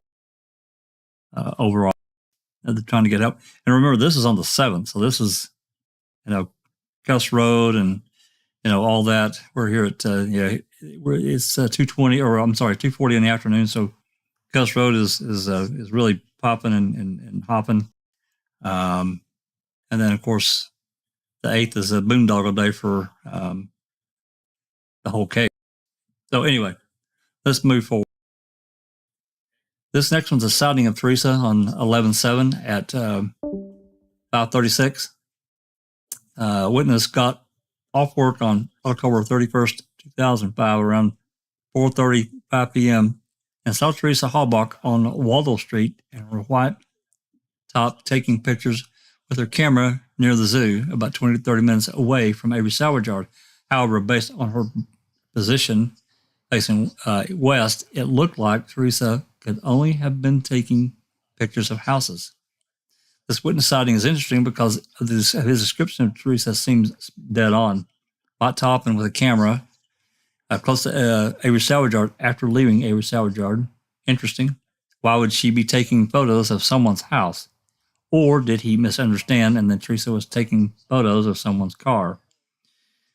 Meaning that this witness might have spotted Teresa in the middle of a photo shoot for an auto trader appointment that occurred after she left Avery salvage yard.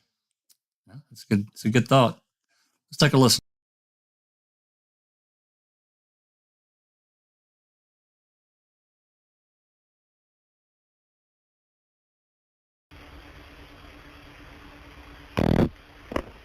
Yes, Sheriff's Department, Karen speaking. Can I help you? Yes, I was wondering, is there a detective or anyone to talk to there? I do not have anybody on right now. Is there something I can take a message for, or? Well, I was just wondering, I've heard that they found that lady, and then I've heard they haven't found it. I heard that they have found them, and I noticed something last Monday, and if they haven't found her, maybe it might help. Okay, we can take all that information down. And last Monday was then October 31st? Yeah. I got off of work at 4:30, so it was in between 4:30 and 5, and I saw matching that description on Waldo Street.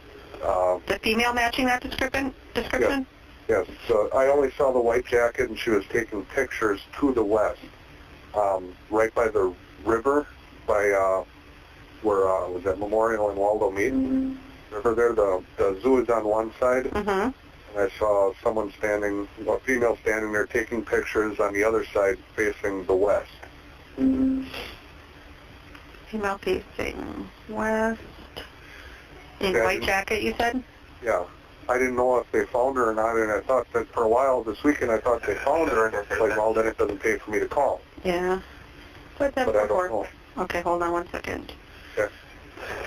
10-24, 10-8. 10-4. Do you know what she was taking pictures of? No, that's the only reason why it's stuck in my mind. Oh, okay. And to take pictures of, other than maybe the geese in the water. But even the way she was facing, it was looking like she was taking pictures of the houses that were to the west. Okay. Did you wish to leave your name, or in case you have any questions? What is your first name? Michael. Your middle initial, Michael? J. And last name? Bilke. Beilke. And a phone number? Cell phone is 323. Yep. 6942. And that's what you said it was on Halloween, October 31st, between 4:30 and 5? Yeah. Okay. I'll go ahead and give the information to the detectives. If they have any other questions, they'll give you a call back. Okay, thank you. Thanks. Bye-bye.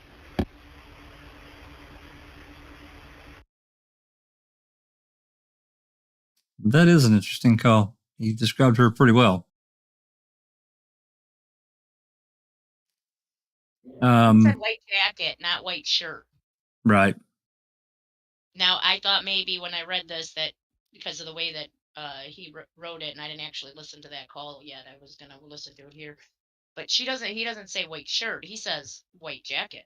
Yeah, that's what he said. He wasn't wearing a white, like, I thought, well, maybe he saw the missing persons thing, so he was in a white button-up shirt and a spring jacket. Oh, I guess we don't know what color the spring jacket was, but right. It's interesting. And it is after she would have been done with Avery, done with Zipper. It would have been considered a hustle shot, so nobody may have even known that. But then you have to ask yourself, if it was a hustle shot, how did they get a hold of her to do the hustle shot? Because there's no calls asking for a hustle shot. There's no record of that on her records. Nothing. So, Nope. And it just could just be, just a call, because they got a lot of them that is really not related at all. There's a lot of those that they're just completely unrelated. So anyway, all right, this next one is interesting. It was on 11/7 at it's 21:26, which is 9:26 at night. Whole lot of blood. Witness who enjoys geocaching, online treasure hunt, was looking for buried treasure out by Point Beach in Manitowoc School Forest area. The witness then says the following: "We found a buried cache out in the middle of a swamp area with a pond nearby, and by this cache was an awful lot of blood.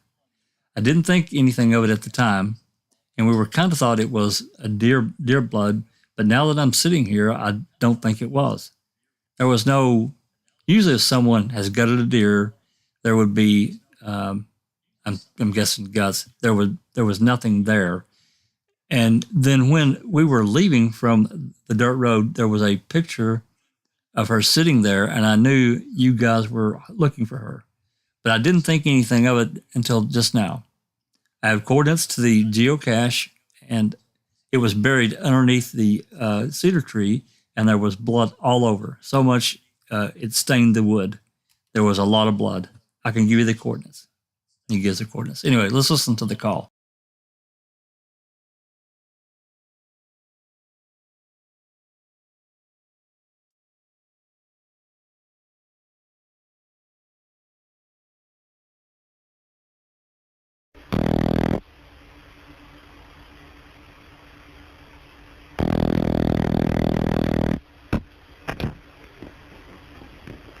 Sheriff's Department, Michelle speaking. Hi, Michelle. My name is Tom Poza. I called Brown County Sheriff, and they directed me to Calumet County. This is about that girl that they're looking for. Uh-huh. Are you familiar with geocaching, or what that is? I'm sorry, with what? Geocaching is like a worldwide little treasure hunt, and people put trading trinkets and things and post coordinates on the web. No, Okay, well, to make a long story short, I was out looking for one of these buried or hidden treasures this weekend out by Point Beach by the Manitowoc School Forest. Mm-hmm. We found a cache out in the middle of a swamp area with a pond by it, and by this cache was an awful lot of blood, and I didn't really think much of it at the time. Like, we kind of thought that it maybe was a deer blood, but now that I'm sitting here thinking about it, I don't think it was, because there was usually somebody gutted a deer out or something. Yeah, there'd be entrails or Right, something. and there was nothing there. And it was, I don't know, I was just kind of laying in bed thinking why that was all there. And then when we were leaving, there's kind of a dirt road back in there, and there was a picture of her sitting there, and I just kind of, I knew that you guys were looking for her, but I didn't really think anything of it until just now. That I have coordinates to the geocache. Oh, okay. The geocache is buried underneath like a big cedar tree, and there was blood. There was a big root that came out of the bottom of the cedar tree. There was blood all over this root, so much that it could stain the wood. But there was a lot of blood. Okay. I can give you coordinates. Yes, if you would. Go ahead. Okay. It's north 44. Dot 14. Dot 503. West 87. Dot 31. Dot 600. Okay. And there's a road. It's the first road. I think it's County V that runs into O right by the lake there. Right. It's the first road off the lake shore that turns off. If you're heading towards the lake, it turns off to the left. Okay, turns north. That would be... Right, it turns north. Okay, let me just look up there. I believe in Yep, that would be, it's either Lakeshore Road or Sandy Bay Road. Lakeshore. Lakeshore Road, okay. Lakeshore Road. You'll go down the road a little bit.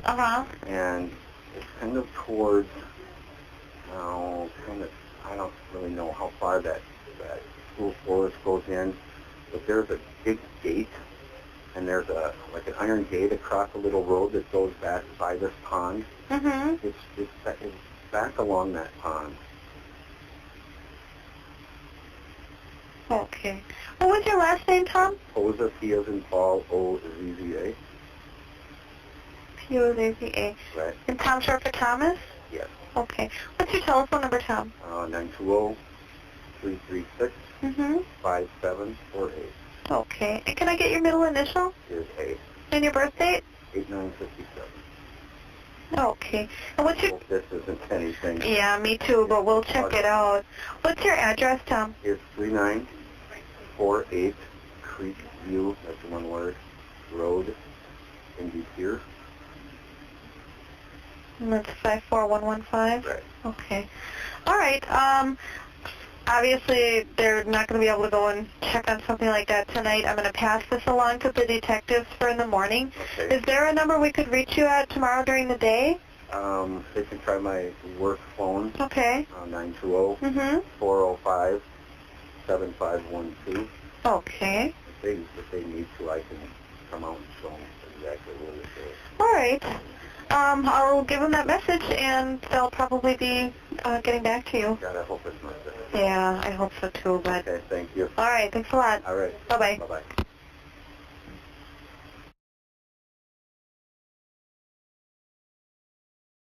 That is an interesting call. To my knowledge, they didn't check it out. Witness provided coordinates to this location where there was a pool of blood, and it says goodbye while saying to himself, God, I hope it's nothing. Not sure about anything else, but I definitely don't remember any reports about officers receiving or checking on the spot or this tip. How often does a witness provide literal coordinates to a pool of blood? He did your job for you, but of course, they never investigated Bobby's bloody garage or the property. So what chance are someone would investigate a pool of blood found off property? This almost makes me think of something a killer would do as a sick joke. Join an online anonymous geocaching hunt and direct someone to a cache found at where the murder took place, causing whoever found this cache to freak out, as this guy did. Although I can't seem to get the coordinates to work, based on this man's description, the area is a very direct 20 to 30 minute drive from Avery Salvage Yard. Take 147 east and drive straight till 147 becomes Highway V and continue straight towards Lake Michigan. That's weird.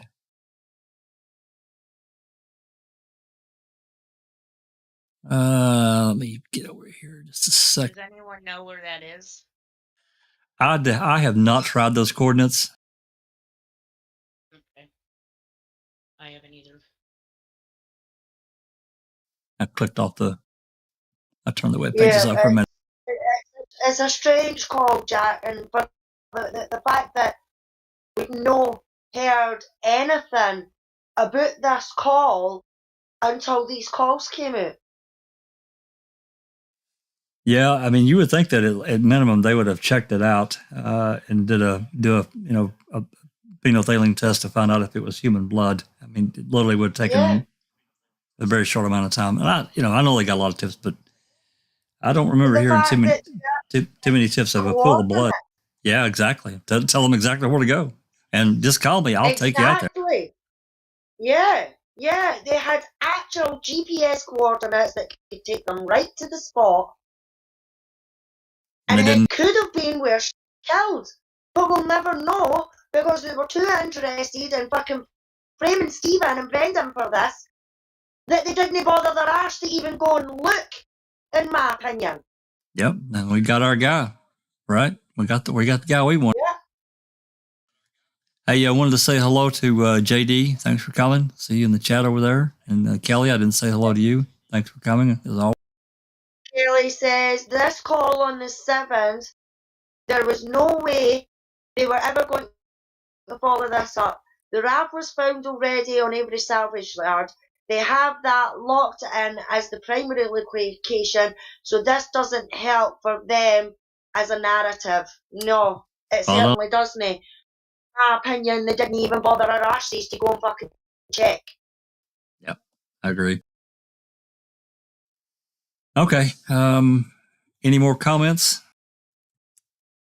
Looks like there was a little bit of conversation going on about different things, but we can march on. Yeah, JD was just saying about what if this was the kill point. Yeah, exactly. You know what I mean? But we'll never know.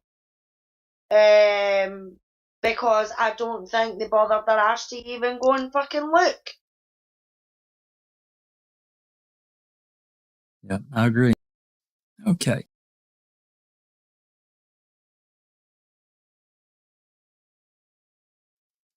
Give me just 1 second. Bethany says, sorry, Jack. Bethany says the guy's voice sounds a lot like Tom Pierce, and he didn't give a last name. First name Todd, Tom, odd.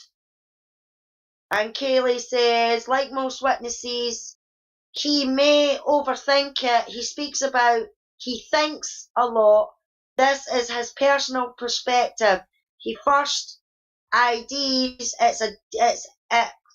first IDs it as deer blood, then starts to try and connect it to Teresa. Yep. Well, a large deer. I mean, a lot of blood. I mean, if they got one, there's a lot of blood comes out. I don't know. They should have checked it. I don't want to say it wasn't or that it was deer blood because we flat don't know. They should have checked it. But as Kelly said, they're locked in. They had their guy. Okay, this next part is 11/7 at 8:23. Wild conspiracies of human sacrifice. I have listened to this. It's pretty crazy. Goes on to say witness calls about her son-in-law, a Mr. Crummell, who apparently suffered from a psychotic episodes. Crummell was convinced that Teresa's death was all because she was a human sacrifice, and this took place at a bar on County Highway XX in Cleveland. Google shows very few such establishments on County Highway XX.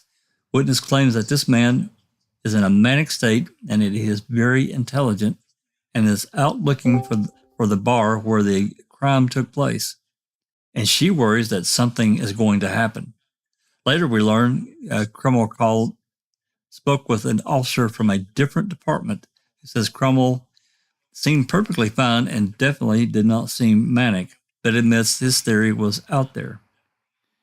Not sure what to think about this, but there's always been rumors of Teresa at a bar and bar fights and this and that and the other, so it caught my attention. Okay, let's take a listen.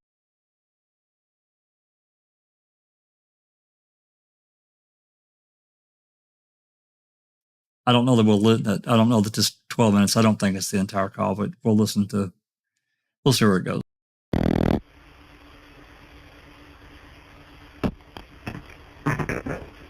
Sheriff's Department, Michelle speaking. Hi, Michelle.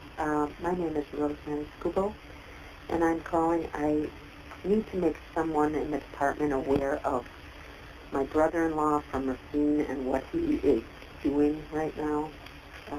I don't know if you have someone who's currently patrolling the south part of the county. Not currently, no. Yeah, I figured everybody's probably up to the north, but I don't know if there's somebody I can talk to about this. Well, what do you... Okay, tell me what's going on. Yeah, here's the situation. Is your brother-in-law, you said? Yes, this is my brother-in-law. Okay. I'm on the phone. I cannot talk.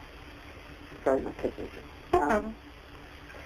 All right, I'm a former sheriff's deputy from Johnson County, Iowa, and I haven't been in this field for quite a long time, but this is the situation. My brother-in-law's name is William Crummell, Krummel. Oh, what was the first name? William. Bill. Okay. He is driving up from Racine, where he left approximately 10, 15 minutes ago. He's driving a silver 1997 Nissan Sentra. All I know is the first three license plates are DCE, David Charles Edward. Okay. I don't know the last one. Okay. Okay, Michelle. My brother-in-law, first of all, should not be driving because he has had seizures and had one about 4 weeks ago, so should not be driving.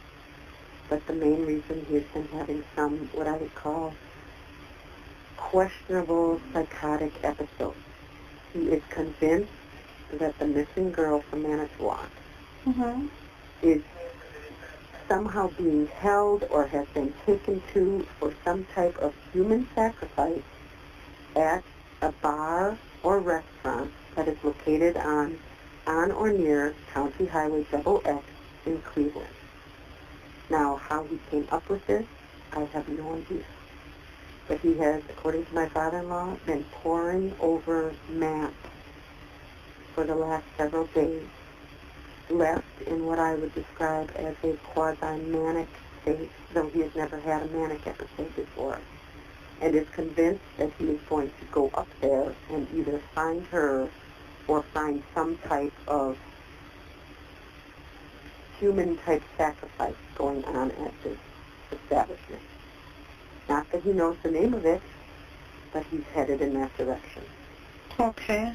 Now, I realize that this is very sketchy information, but all I can tell you is that my brother-in-law has had a history of unexplained seizures for about the past 6 years. And has had two of the most severe in a pool, swimming pool, one out in Washington, D.C. He has not been the same since. He is not a danger to others, and he has not made any threats to himself. My husband is a psychiatrist down at the Rohrer, Oregon, and believe me, if there was any way that we could find a way to get him through the system, that would be great. But Bill is very, very intelligent, and so he always knows, like, just how far he can go before it appears to be something for a Chapter 51 hold or whatever. Okay. But I did want to at least let you know that the chances for some type of incident within however long it takes him, and again, if he's in sort of a manic state, I don't know what speed he's driving at. Sure. But something is going to happen, I can guarantee it. I just don't know what. Mrs. School, what did you say your first name is? My name is Rosemary, and my husband's name is Dr. Stephen Krummel, K-R-U-M-M-E-L, just like Bill. But you said your last name was My last name is Kubel. Okay. Where do you live? We live at 4815 County Highway LS. Is that Manitowoc? Yes, it is. Okay. What's your telephone number? It is 684-0062. Okay. Is Rosemary all one word? Yes, it is. Do you have a middle initial? C. Okay. And what is your birth date? 5/10/56. Okay. All right. And you're just south of the city limits then? We are, right? unfortunately, you know where Daniel Medina's accident was? Yes. We are city corner across the highway. Oh, okay. From that site. All right. All right. I can find out the rest of the plate number. Do you know what Bill's middle initial is? Or a birth date for him? His birth date is November 30th, I do believe. And he's a couple years older than my husband, so I'm guessing. Or is his birthday? Just let me track down my husband, who said, I'm going to defer this one to you. Sure. Or, I don't have anything upstairs. Sorry, I'm trying to track him down. I can probably find that if you can't think of it either, if I just have his address. Well, that's just it. Bill is currently, since these multiple seizures episodes, has been living with his parents at 5540 Deerfield Road, Racine. Okay. Did he live in Racine before that as well? He had lived in Washington, D.C. for a period and then had lived in Madison prior to that. Oh, okay. I'm sure there will be a couple things that might pop up, the last 36 months.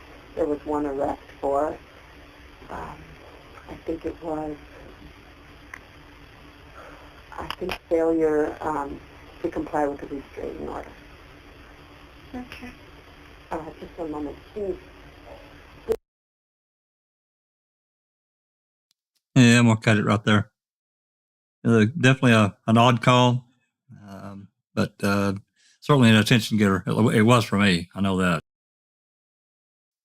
But I don't remember hearing anything about that name, Krummel, at all. So if anyone has heard that, knows anything, let us know. That name does sound familiar to me, but I don't know where I've heard it. I don't know where I know it from. So just another name that I got to write down and research. It just seemed like there was a name similar to that, like Krumke, or I don't know. Maybe it was Krummel. I don't know. I just know that I never saw or heard anything about somebody being in a manic state and something, this human sacrifice kind of thing. Yeah. Anyway. Maybe it was the club.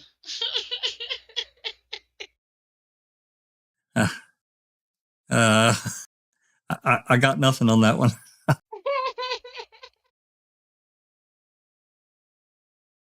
Anyway, our next one is suspicious activity on the Avery property. Let me get this link here.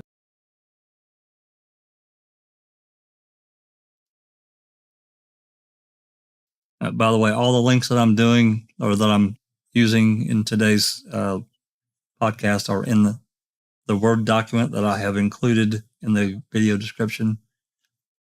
So anyway, let's get back over here.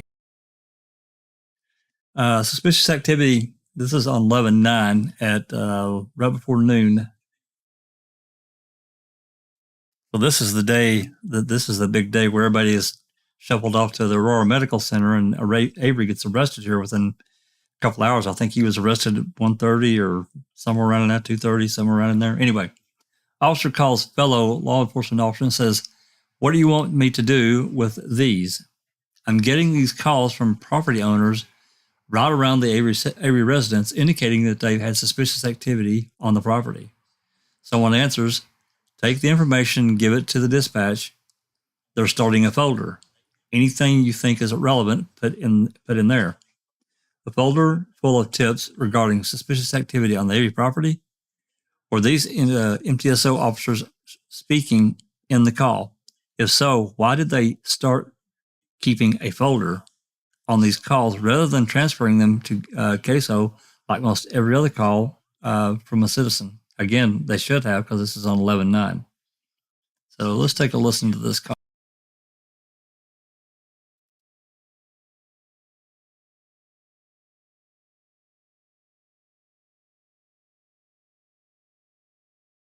I don't think that went through right. I know it didn't. Let me try that again.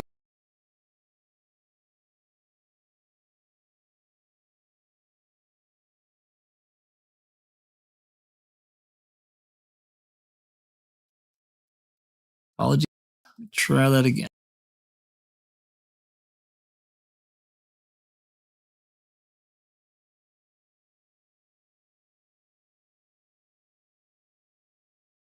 There we go.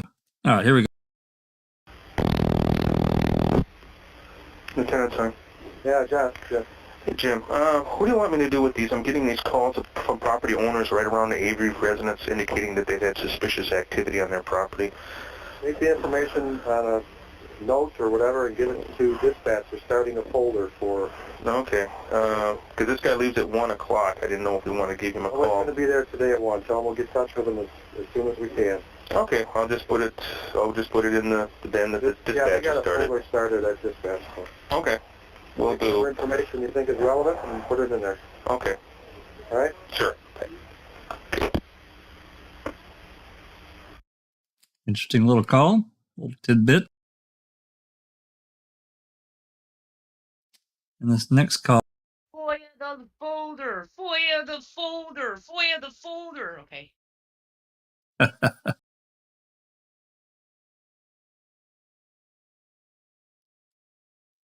Let's read here.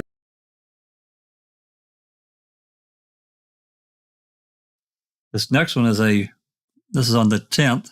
It looks like 2:27 in the afternoon. Private discussion between police. Colburn and Sign opening up everything but Avery Road. Set up security on Avery Road. Before they disconnect, Colburn says, "Hey, I need to talk to you before you, well, I'll slide up there. I need to go up there. I need to talk to you." Probably nothing.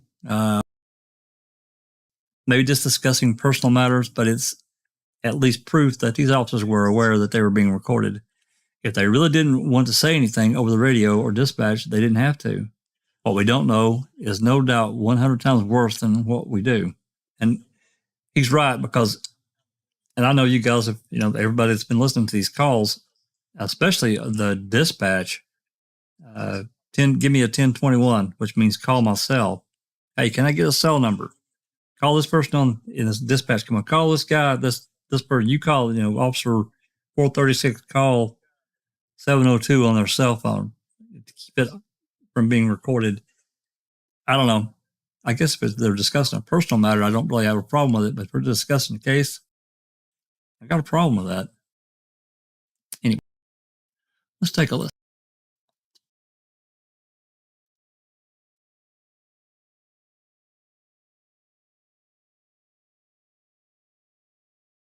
All right, here we go.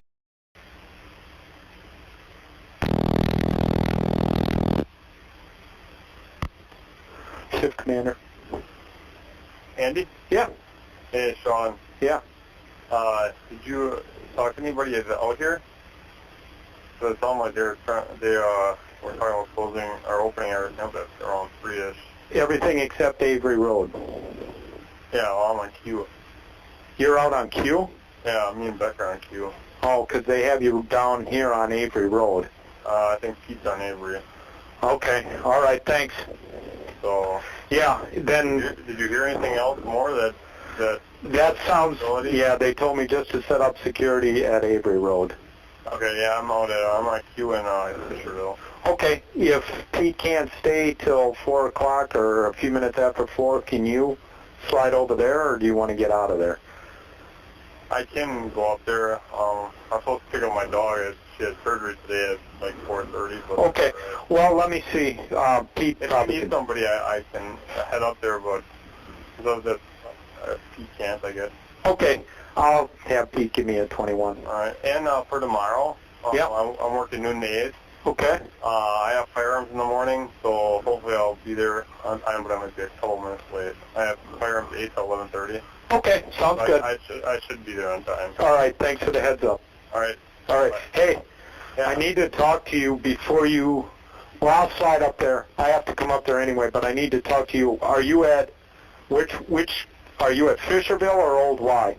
Fisherville. Okay. Yeah, I saw you there this morning now that you mentioned it. Okay. Yeah. All right, I'll see you there. Okay, bye. All right, bye.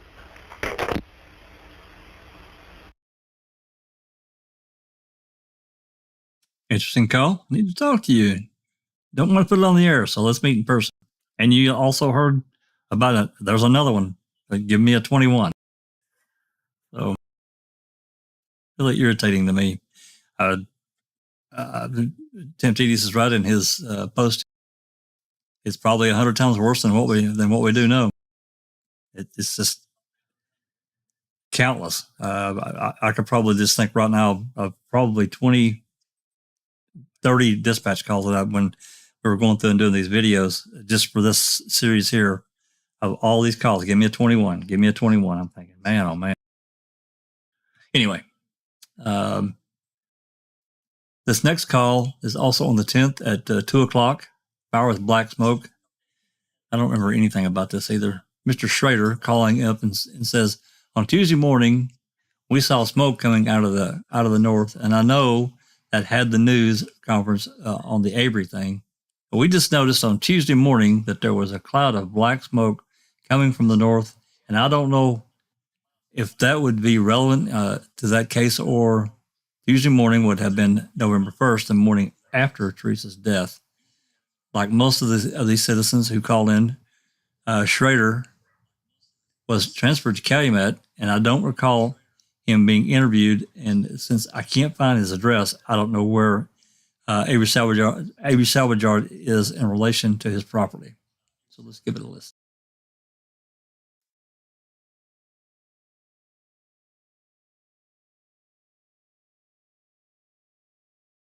All right, here we go.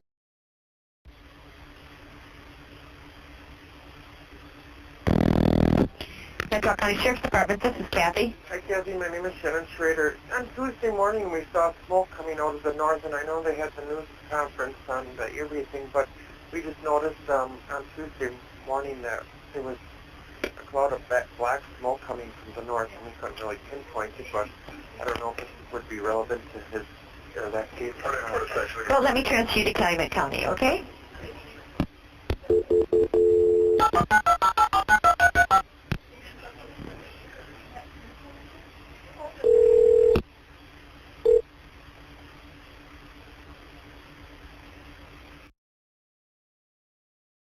And we didn't even get to hear the connection. So another interesting call that is a rabbit hole if we probably will never find an answer for. Did you catch his first name? I didn't quite catch the first name. Something Schrader. Hold on. Let's find out.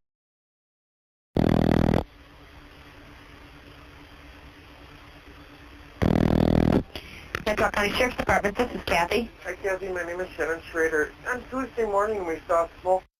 Sound like Kevin Schrader. Kevin? What it sounded like. Let's see what if Temptedious has it written down. He does. He can't. He's got Mr. Schrader.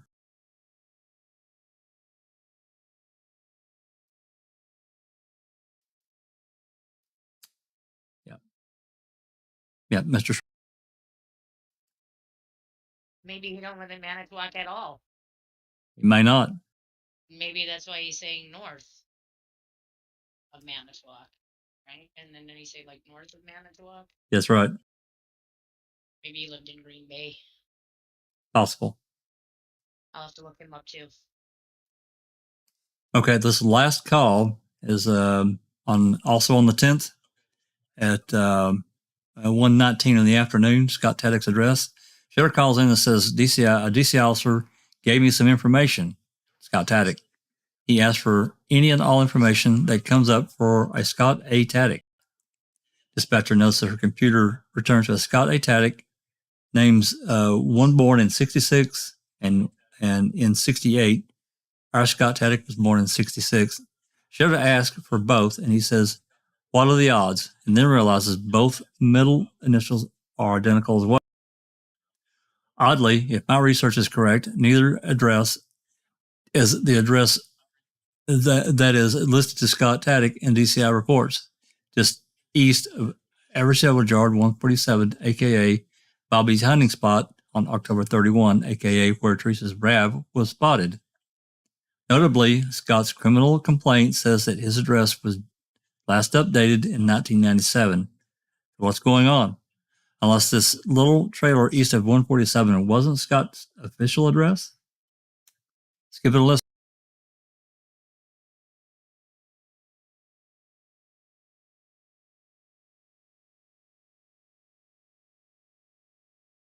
All right, here we go.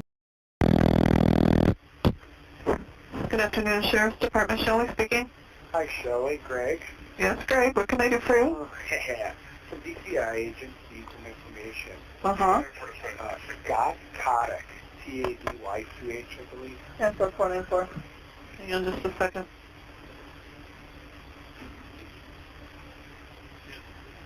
Okay, what do they need on them? Everything we got. Address, date of birth, initial phone number.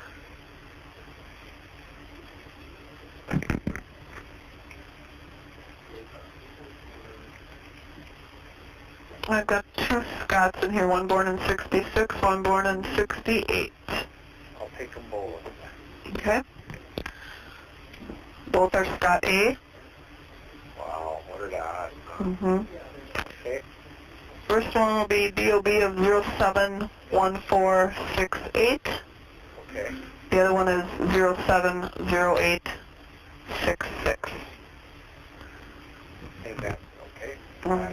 Do you want address and stuff? Yeah. Okay, hang on, I gotta write their numbers down. Phone numbers. Okay.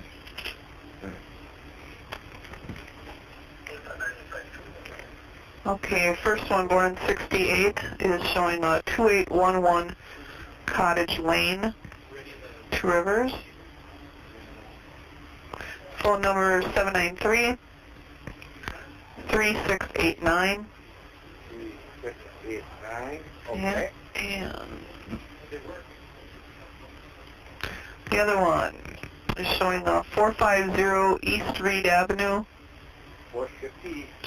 Yeah, 450 East Reed Avenue, number 7. Okay. And looks like a cell phone number, 242-8054. Got it. All right, thank you. You're welcome. Bye.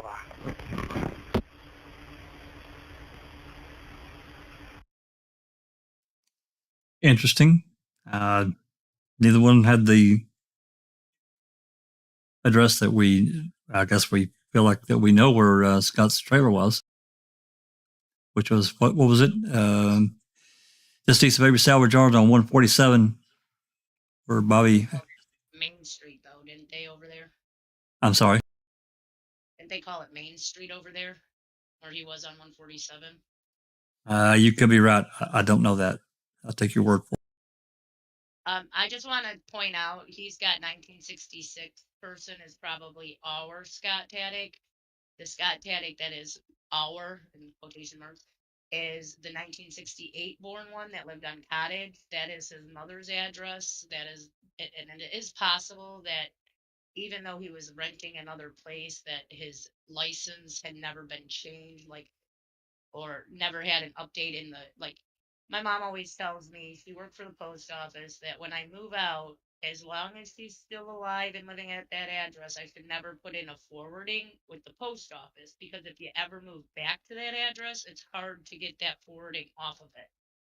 So it's possible he just never had a forwarding address put on anything, or that would give a public record for that address. Right.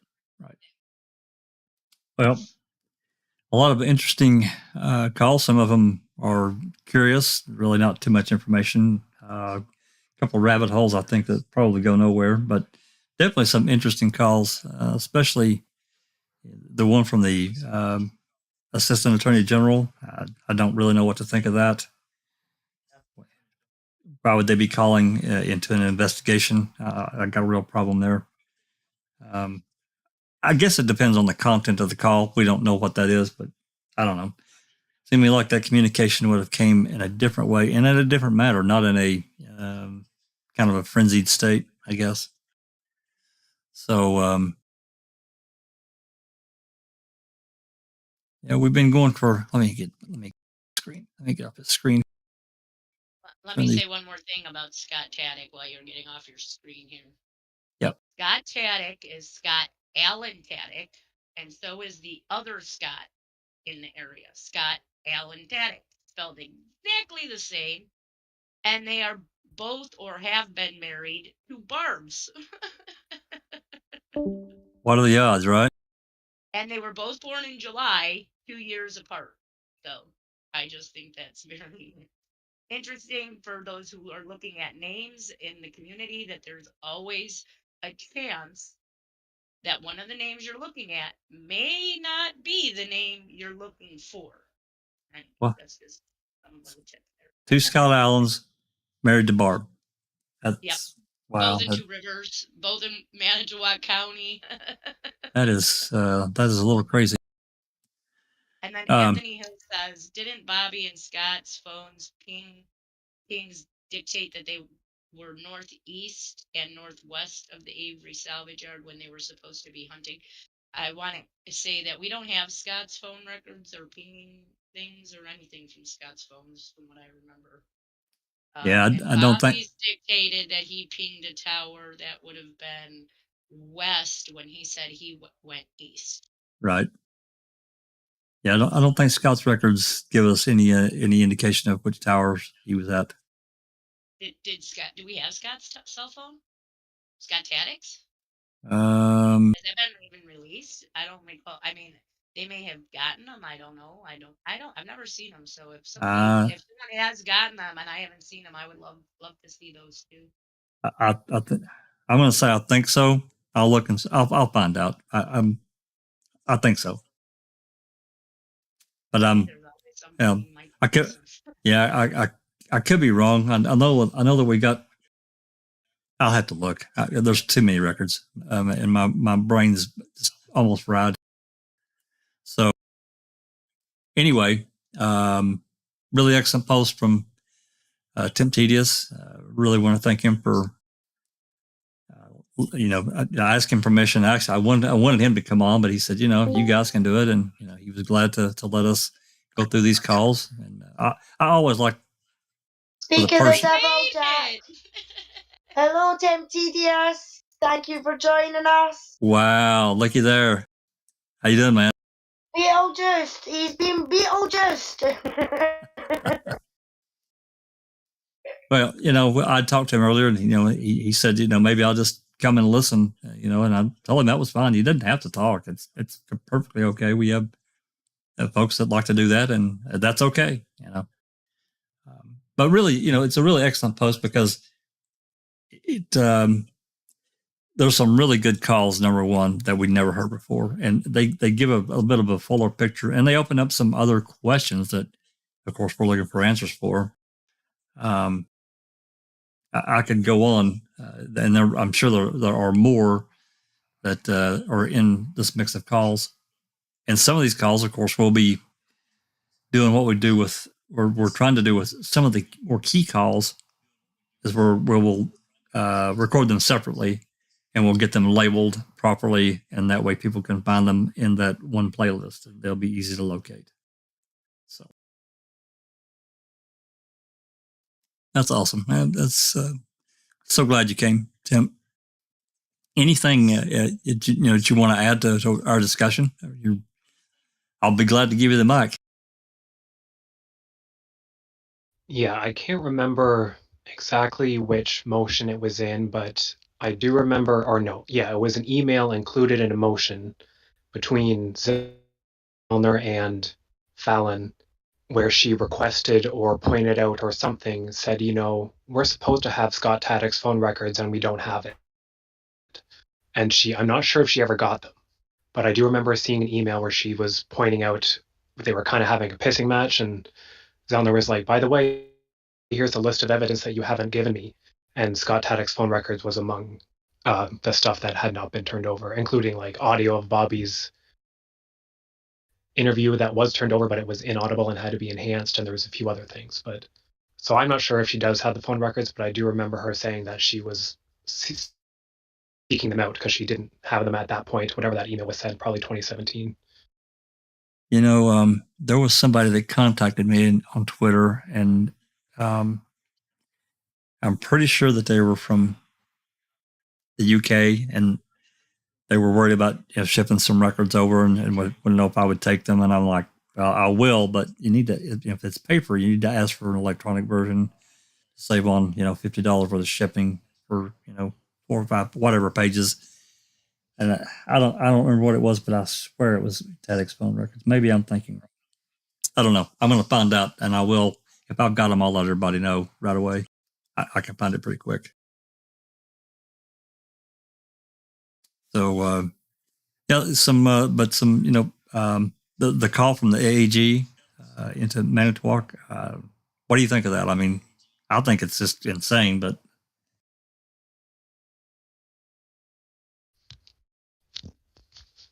Yeah, I think it's something that we'll never know about. That's probably not anything they would ever have on record or have a paper trail about. I think I don't know. I did listen. I had family over, but I was listening periodically, and I don't know if Jinx said, she did tell me earlier today that she suspects it was not because they were trying to get him to recuse himself at that time, because that didn't happen for days and on the 9th or 10th or something like that. So I'm not sure. I have no idea what it would be about. No legitimate excuse, I don't think I can think of, but. Yeah, we did talk about that, about the recusal, and that didn't happen for, I think, the 15th that we talked about, when I guess the paperwork was actually signed. But I think there's some, I don't know how that works, and maybe we don't have the paperwork, the documentation to show how that transfer happened. But I think it was actually the day that Avery was charged. So, which was the 15th, if I'm remembering. I mean, charged with Teresa's murder. So, yeah, it was an interesting call. If he had this call had been like, hey, kind of need to talk to you, he sounded a little panicked about it. So, I mean, we talked about the scenario that, what the hell are you guys doing? Are you serious? What's going on down there? We'll never know. You're right. It's probably a rabbit hole I should probably just stop looking at, other than saying, damn, that was a strange call. But nonetheless, we've been on for quite a while. I don't want to hold people here longer than necessary, but we listened to a little over 20 calls. We also listened to Peg's interview that you found. That again, I don't know how, but I had never heard that interview. Interesting interview though, considering that it was 7 or 8 days after Avery was released in 2003. Yeah, really interesting. And it was all Penny's fault. Yeah, absolutely. Yes, you definitely pointed the finger right at her. So anyway, and one thing she said, they didn't have DNA, but she said they had photo lineups and the like.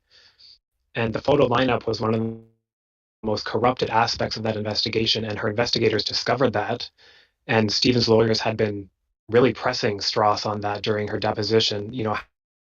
How did the Attorney General come to the conclusion she did about the the photo lineups and stuff like that, when we know that there was so much wrong with it? They didn't even show Penny Allen's photograph, and they knew that he was prowling that beach, right? So she was, I don't know how much she knew about it at that time, but it just goes to show, like, she specifically mentioned the photo lineups, and her investigators discover how corrupt the photo lineup was, and she does nothing about it. Yeah, I agree. Well, another aspect that I've talked with Christina quite a bit about is this aspect of Gregory Allen, and they knew that Hennepin County, Minnesota people were after his ass. They knew that back in May of 2005. So that was also looming over their head, and I'm sure that anyone that knew was under the penalty of death if they let that information out. No way they wanted that out in public. No way. So, yeah, reports with Gregory Allen, I'm not sure what department, but many of them were marked confidential because I think they just didn't want them to be shared unless too many people discovered that Stephen Avery was right and he was innocent. Yeah. Okay, I did actually find what I was thinking of here, where Zellner had to ask Fallon for Barb, Bobby, and Scott's phone records, saying they were subpoenaed by the state, but never turned over to her in 2016 or Strang and Buting in 2006. Fallon did turn them over, but he disputes Zellner's assertion that they were not turned over to Strang and Buting. So maybe that's why she wouldn't have raised that as a Brady claim. Maybe he was able to show, yeah, we did turn them over. Otherwise, I think she probably would, unless there was nothing in the phone records of consequence. Yeah, I'm trying to remember who I talked to. This was months ago. I'm looking through my notes here. Actually, not my notes, but my DMs. I swear, though, that I'm just thinking back. Of course, Tatic didn't live on the Avery salvage yard, but remembering that Kratz told Kaczynski, we've got all the Avery people's phone records going back to June of 2005. And I'm trying to remember where there was a, I swear there was something, maybe I'm just remembering what you're talking about with Zellner there about Tatic's phone records, and I'm mixing it up with something else. But I'm gonna run this down. It's going back pretty far. It wasn't that far back. I'll find out though, because I'm sure whatever this record was, I'm sure that we've got it. And if it was Tatic's phone records, I'll definitely will let everyone know. Be great. Okay. I'm sure coming up here in the next, probably a week or two, there's going to be maybe another session like this where we're going to drill down on certain calls, maybe even radio dispatch, because there's a number of interesting ones connected there as well. Stuff we've never heard before. It's also interesting that we went so long and didn't have anything from November the 4th. We finally got a little bit of something. It's not much, but nothing on the radio transmissions for the 4th, which is I don't know, got a real problem with that. And I'm going to mention that before we get out of here, that I'm remembering a ledger entry for remember. August of 2006, Remicker was in a pretrial hearing, and that's when Buting and Strang found out that Remicker had been listening to these 30 dispatch calls approximately that first got turned over to him. They didn't get all the rest. However, these calls, they're dated. The modified date on these calls is August 7th or 8th, 2006. And there's a ledger entry, and I think it's for 35 CDs. I can't remember the ledger, but I think it says 35 CDs. I'm speculating here. I want to make this very clear, but I think that they recorded everything for that week on those CDs. And I don't, where are they, and why can't we get a copy of all of it? Because what we've got now, there's so much that's hit and miss, especially, you go through, I'm sure it's the same one. I'm not the one that did the telco call recordings. I did the video or the radio dispatch, and it's so hit and miss. It's like there's just chunks that's taken out. It's like, How can this be? How can there not be a continuous record? And I really don't understand it. It bothers me. Anyway, so I'm going to have to dig into that a little bit. I don't know that there's anything we can do about it because Rookie has, he's been through hell to get what we got. And we're really thankful. He was willing to share, and, we were able to get everything out to the public. And we'll try to drill down some of these, because a lot of these calls were irrelevant. It's just like in the Caseville dispatch calls, they're irrelevant. The bulk of them are. But there are some that are interesting and that are relevant, and we'll try to get those drilled down and listed in the key calls where it's easy for anyone that wants to research to go find it. So, Temp, anything else, man? Anything you got cooking? I know you're writing something. Yeah, that call that you shared on Twitter, when we get to hear Lank's voicemail, someone that left Lank a voicemail about a body. Yes. I started working on that whole call, and then another call shared by Kazoom or Kaboom or whatever on Twitter. Kaboom, yep. There's lots of interesting stuff in there. One thing that I was like, I know we know so much about that fax, right, of Teresa's, that they discovered it was sent right after midnight on October 31st. Yep. And they kind of dismissed it because it obviously was sent before her workday. But listening to the calls, initially they thought that it didn't have a timestamp, and they were relying on that fax to support their opinion that she was done her day and she went home. And then I'm not exactly clear how they came to determine that. I'm sure they just looked at phone records, but I just can't find a report for it, how they actually determined the call took place at 12:30, or the fax, was sent at 12:13 a.m. because that changed everything, right? Then if you move the call backwards, then the fax is no longer proof that she made it home. So I was a little bit curious about that. And then there's a bunch of other stuff with the fax. I was wondering if Jinx, are you familiar with that fax? Do you remember all that stuff? I'm sorry, what did you ask me? Fax. Do you remember the fax that Teresa sent at about quarter after midnight on October 31st, which was really at 8:52 a.m. on the 5th, right before they went to the salvage yard. And was that the test one that they did, or did they the test that one was actually sent days later? The test one they did was on the 5th at 8:50 to 8:52. There's even calls to the dispatch in Calumet about the fax number there and how to fax it, and then they receive it. And the text fax has that number on it, but it has the date of the 4th. It was 11 hours off. The fax was. So okay.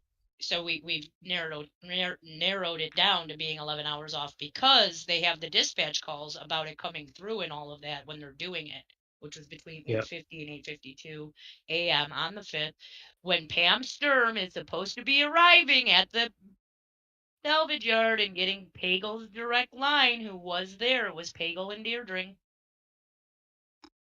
So that's all I can give you on the facts. Yeah. She had apparently, Teresa had set her fax to show it receiving from a different number. And that threw the police off because they were looking at some German guy who the number was connected to.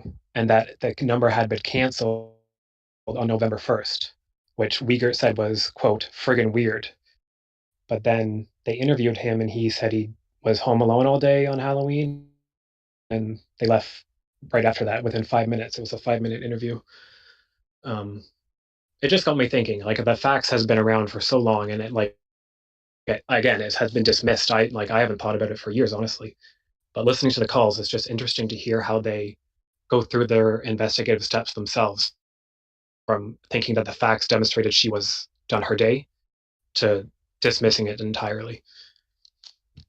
Yeah, there's another call, and I'm not sure if you heard it. If I'm thinking clearly here, that number on that fax, they trace back to the Green Bay apartment, I think is what, if I'm remembering that correctly, and they run that down and they get a name and I'll have to find that call again. I want to make sure that's right, but I'm pretty sure that's right. Yeah. The name is Vander Hoovel. Yes, that's right. So and you have. So when I think it's Jacobs. I don't have the link right with me, but I just remember Jacobs or Shetter. When he hears that name, he says, "Well, I know someone by that name because he's a registered sex offender, and I arrested him." I'm pretty sure it's not the same person that the fax number is connected to, because he was in a different county, and they did look up names, and there was about 3 Vander Hoovels.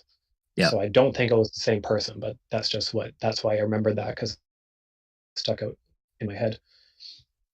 Well, and there's another question. Of course, it doesn't really have anything per se to do with the dispatch calls or what we have now, but Seeking Truth tried to get the fax that was left in the machine on the 3rd, and they still have never given her all of it. They've given her part of it, but she's never gotten it all, which is really weird to me. I don't really understand why. But that's a different story. Okay. I guess we went long enough. We're considerably over 3 hours.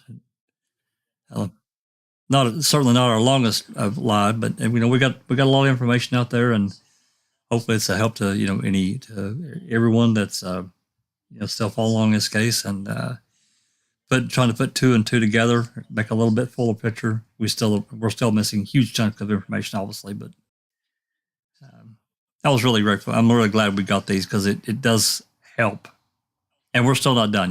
We're still doing a little deep dive into these calls. So, hey, if anyone out there that's listening, if there's a call or something that that's bugging you, or series of calls, let one of us know. I think Alice has been putting up links to the Discord. You can leave a comment, obviously on Twitter, or even below one of the videos. Somebody will see it, and we'll try to address it best we can. Yep, I've also posted links to our new merch store as well. Why don't you treat yourself to a new coffee mug, or a new t-shirt, or a new jumper?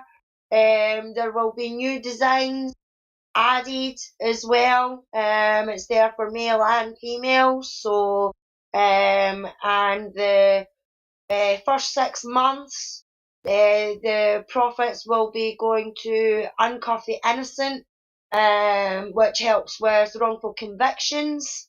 And they're specifically helping in the Daniel Holt's Claw case. So please go and check it out and get yourself a wee treat. Yeah, this is something that we're not making anything from. Actually, there's actually a new T-shirt on there that Zoe played around with today and designed, and Susan got it on. It's in blood red. I'm not addicted. I'm not addicted to true crime. I'm probably going to get that one next. It'd be a great Halloween shirt, actually. Need to come up with a bloody sweatshirt. Yeah. Anyway. Yeah.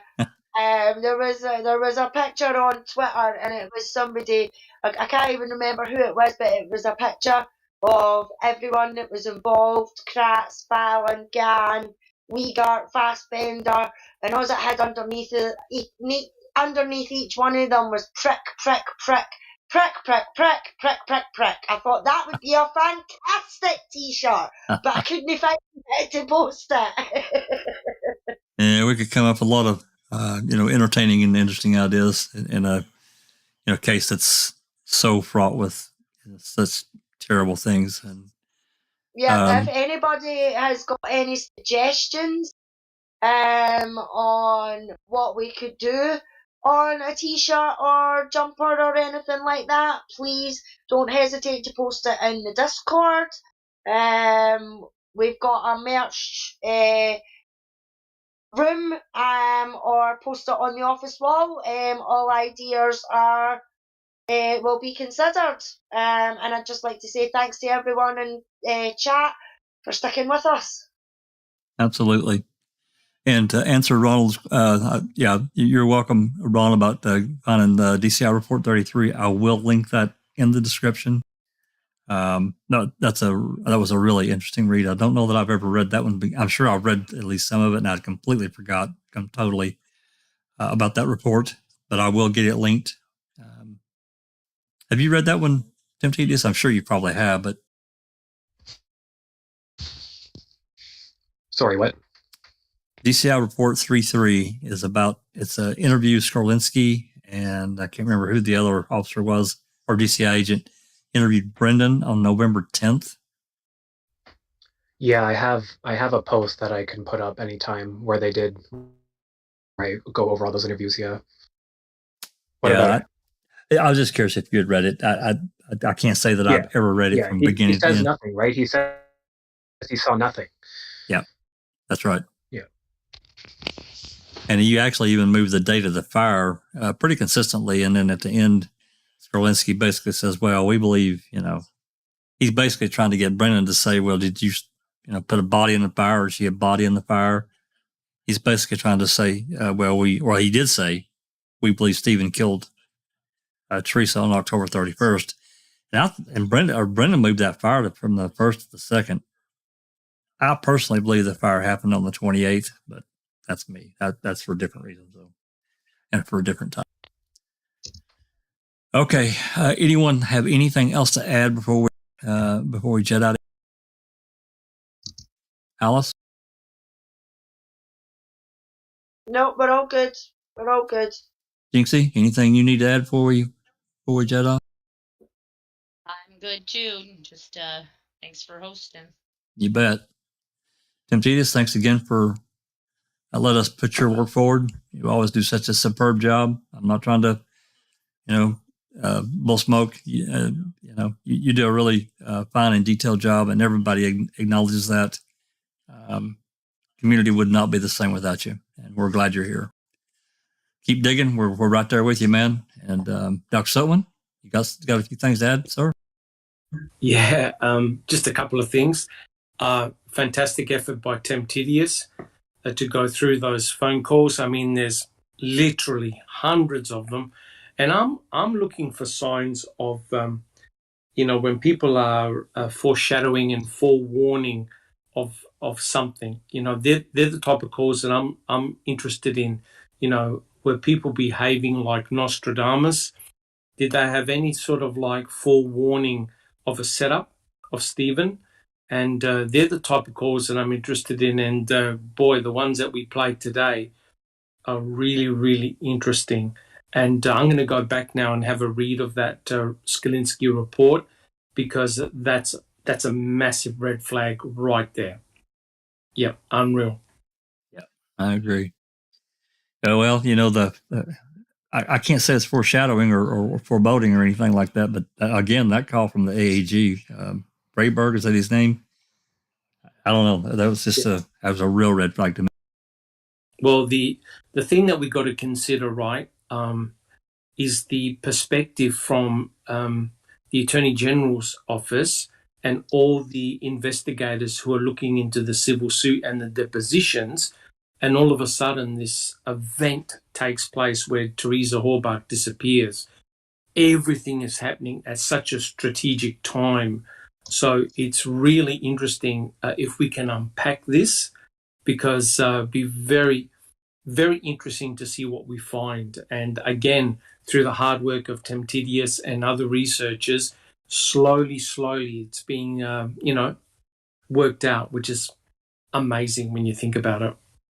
Absolutely.